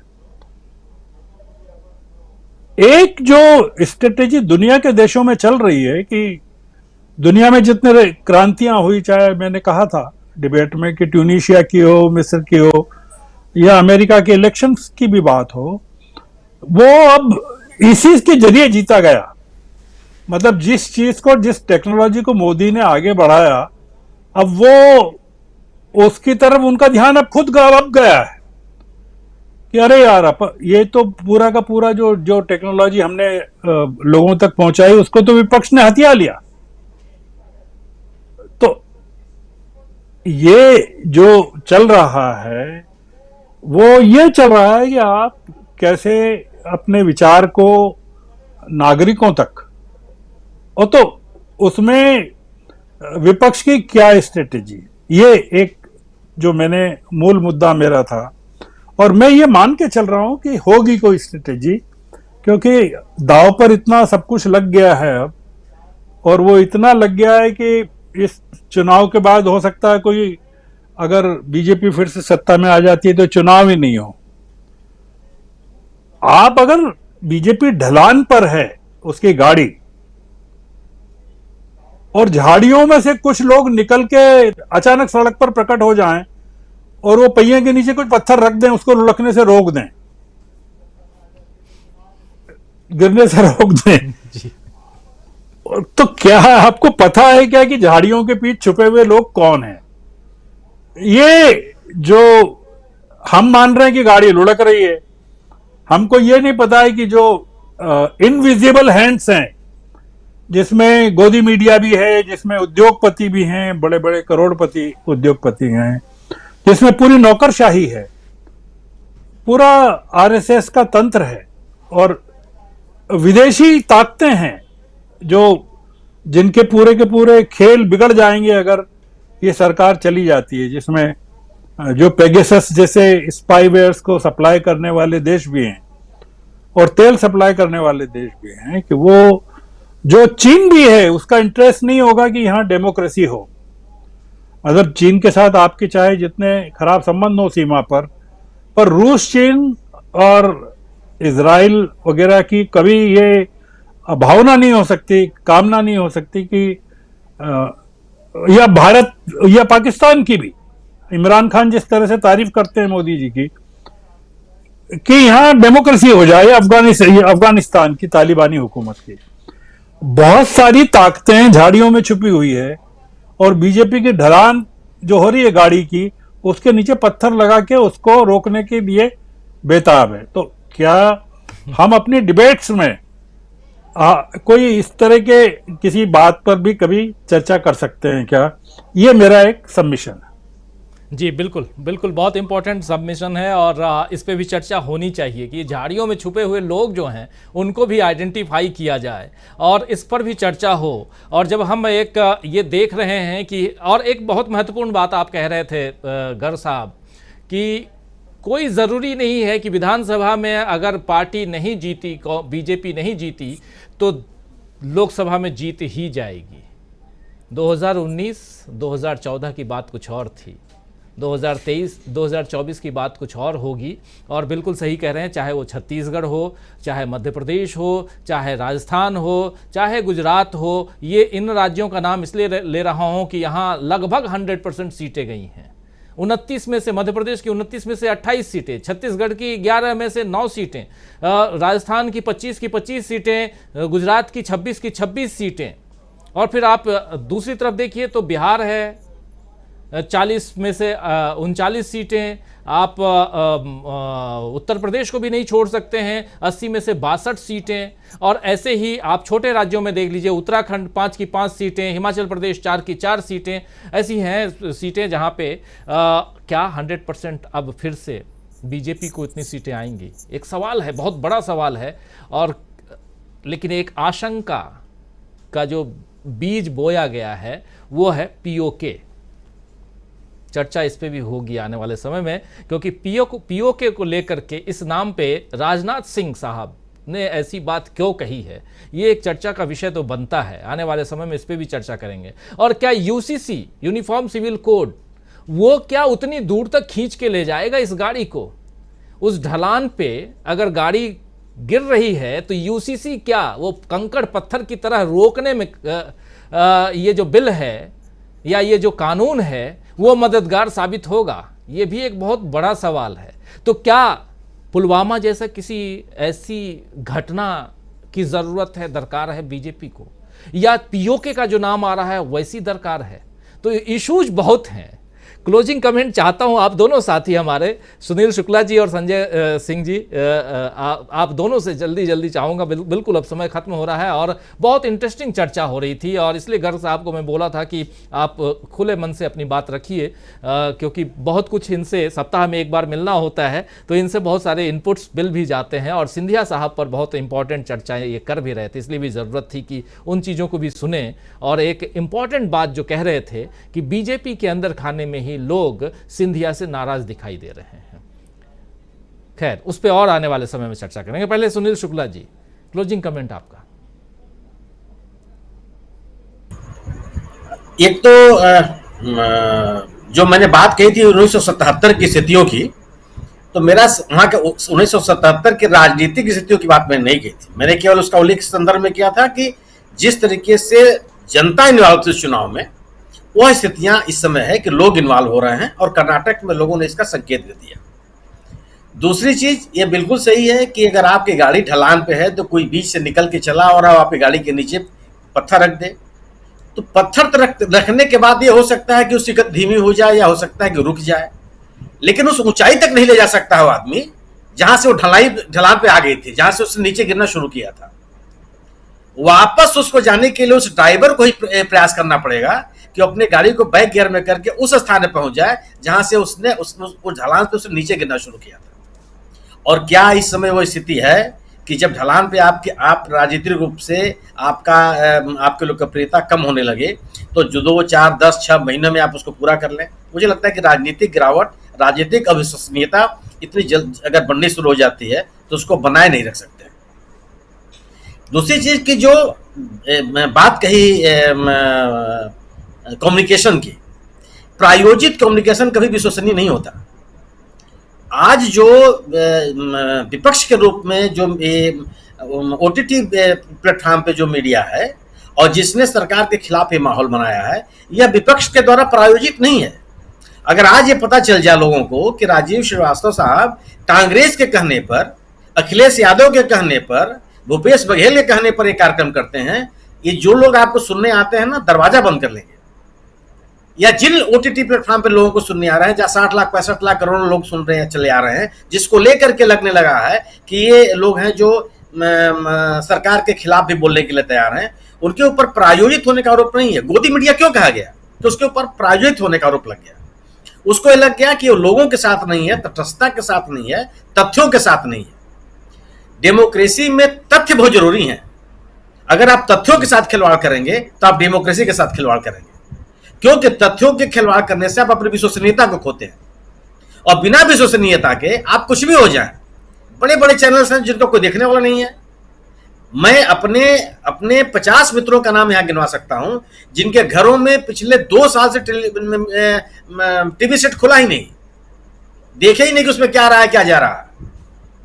और ऐसे मैं तमाम लोगों को जानता हूं। स्थिति यह बनती जा रही है कि अगर आप अपनी विश्वसनीयता के साथ, जो बीजेपी ने अपने साथ कुछ लोगों को बैठकर 50 यूट्यूबर्स को उन्होंने बुलाया, कौन लोग हैं वो? कोई टेक्निक की बात करता है, कोई व्यापार की बात करता है, कोई इन्वेस्टमेंट की बात करता है। उनका क्लास है एक, वो सुनता है उनको। राजनीतिक बात थोड़े करते हैं वो। और जब आप राजनीतिक बात किसी कहने पे करेंगे तो जो लोग आपको सुन रहे हैं वो भी आपको नहीं सुनने आएंगे। कांग्रेस के साथ का मैं अपनी बात खत्म करूंगा कि विपक्षी दल या कांग्रेस, इस देश में माहौल बनाने में कांग्रेस की बड़ी भूमिका, मैं स्वीकार करता हूं इसको। और जो केवल जद्दोजहद जो हमेशा से कांग्रेस बनाए हुए है उसको लगातार वो बनाए हुए है, और उसने सरकार के खिलाफ एक अविश्वसनीयता का माहौल बनाया। लोगों को ये संदेश देने में वो कामयाब रही है अपने राजनीतिक माध्यम से कि लोग अपने आप को ठगा हुआ महसूस कर रहे हैं। लोग ये महसूस करने लगे हैं कि मुद्दों में जो जनता से जुड़े हुए मुद्दे हैं उनको हटा, रोजी रोजगार से जुड़े हुए मुद्दे हैं उनको हटा करके कृत्रिम वातावरण में ले जाने का प्रयास किया जा रहा है।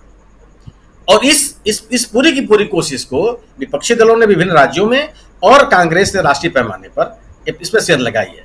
मैं अपनी बात करना चाहता हूं जिसमें बहस चल रही है कि लोकसभा में और राज्यसभा में जो मतदान होता है उसमें लोगों की प्रवृत्ति अलग होती है क्षेत्रीय दल और राष्ट्रीय दलों के बीच में।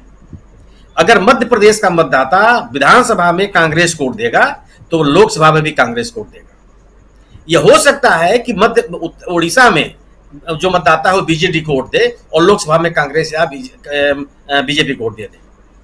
क्षेत्रीय दलों में और राष्ट्रीय दलों में यह स्थिति दिखाई पड़ी है, इसके बाकायदे अध्ययन किया जा सकता है। लेकिन जब राष्ट्रीय दलों के साथ जनता जुड़ती है विधानसभा में और लोकसभा में तो आमतौर पर यह अंतर दिखाई नहीं पड़ता। जी गर्ग साहब कुछ जोड़ना चाह रहे थे। जी गर्ग साहब। नहीं, मैं कुछ जोड़ना नहीं चाह रहा हूँ। मैं तो संजय कुमार जी का पूरा उद्बोधन था ट्विटर के बारे में, ट्विटर को लेकर। तो मैं केवल ट्विटर को लेकर एक बात कहना चाहता था, वो छूट गई। जो हाईकोर्ट का फैसला है, फैसला तो अभी डिटेल में आया नहीं है सामने, जितना पढ़ा है उसमें एक बहुत ही चिंता करने वाली बात है और जिसकी तरफ किसी का ध्यान, मतलब मैंने तो देखा नहीं कि किसी ने एक्सप्रेस किया हो। जो मैंने जब फैसला आया था तब पढ़ा था, the court also indicated that Twitter is a foreign company cannot claim the right of freedom of expression and personal liberty guaranteed to citizens of India under Article 19 and 21 of the Constitution of India। ये उन्होंने कहा है।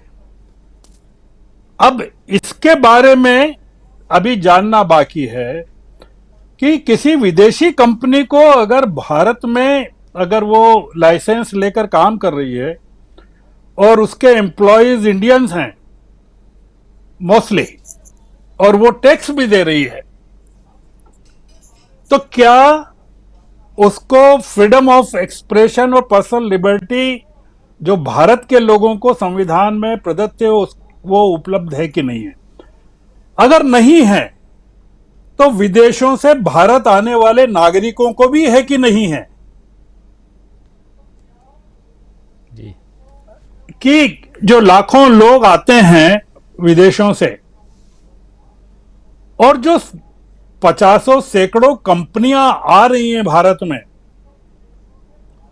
और मोदी जी जिनको आमंत्रित करके आए हैं अमेरिका में, तो क्या फॉरेन कंपनी को फ्रीडम ऑफ एक्सप्रेशन और पर्सनल लिबर्टी जो भारतीय नागरिकों को उपलब्ध है संविधान के हिसाब से, वो अगर उपलब्ध नहीं है तो भारत आने वाले विदेशी नागरिकों को कैसे हो सकती है?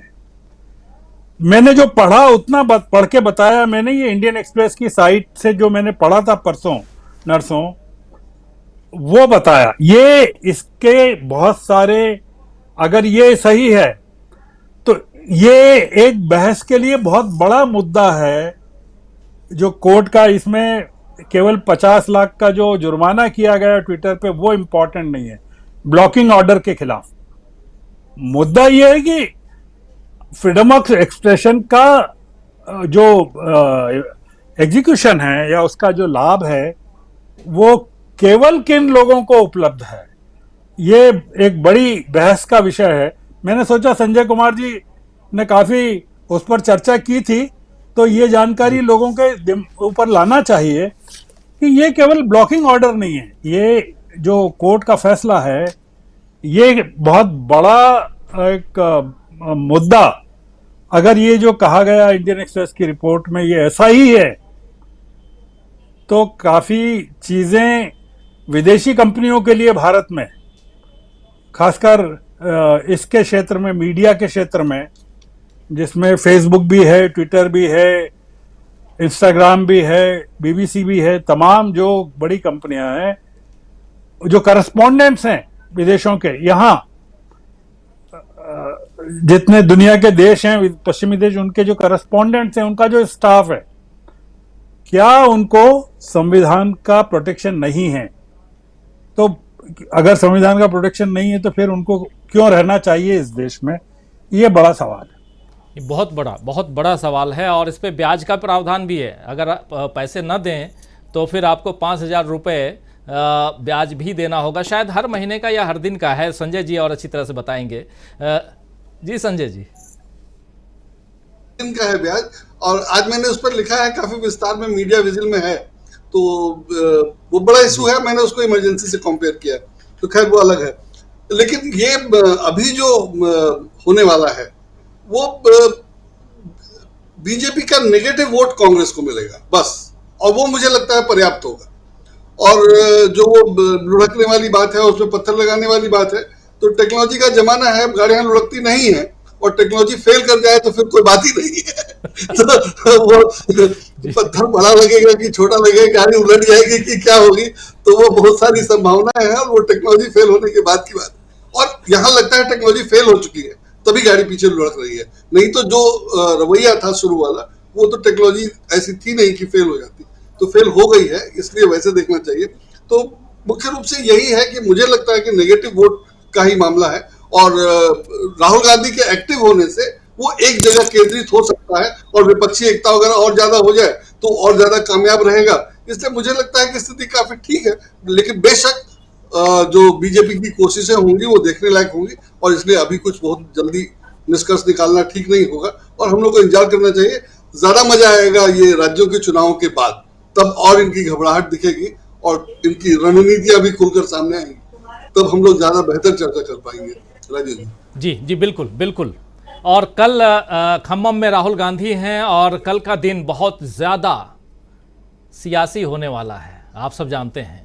तो इसलिए कल शाम को हम ज़रूर लेकर आएंगे न्यूज़ पॉइंट आप सबके बीच। जो तमाम साथी कई बार बोलते भी हैं कि रविवार को आप न्यूज़ पॉइंट नहीं लाते हैं, कल घूमता हुआ आईना भी रहेगा और न्यूज़ पॉइंट भी रहेगा, दिन भर काम करना होगा।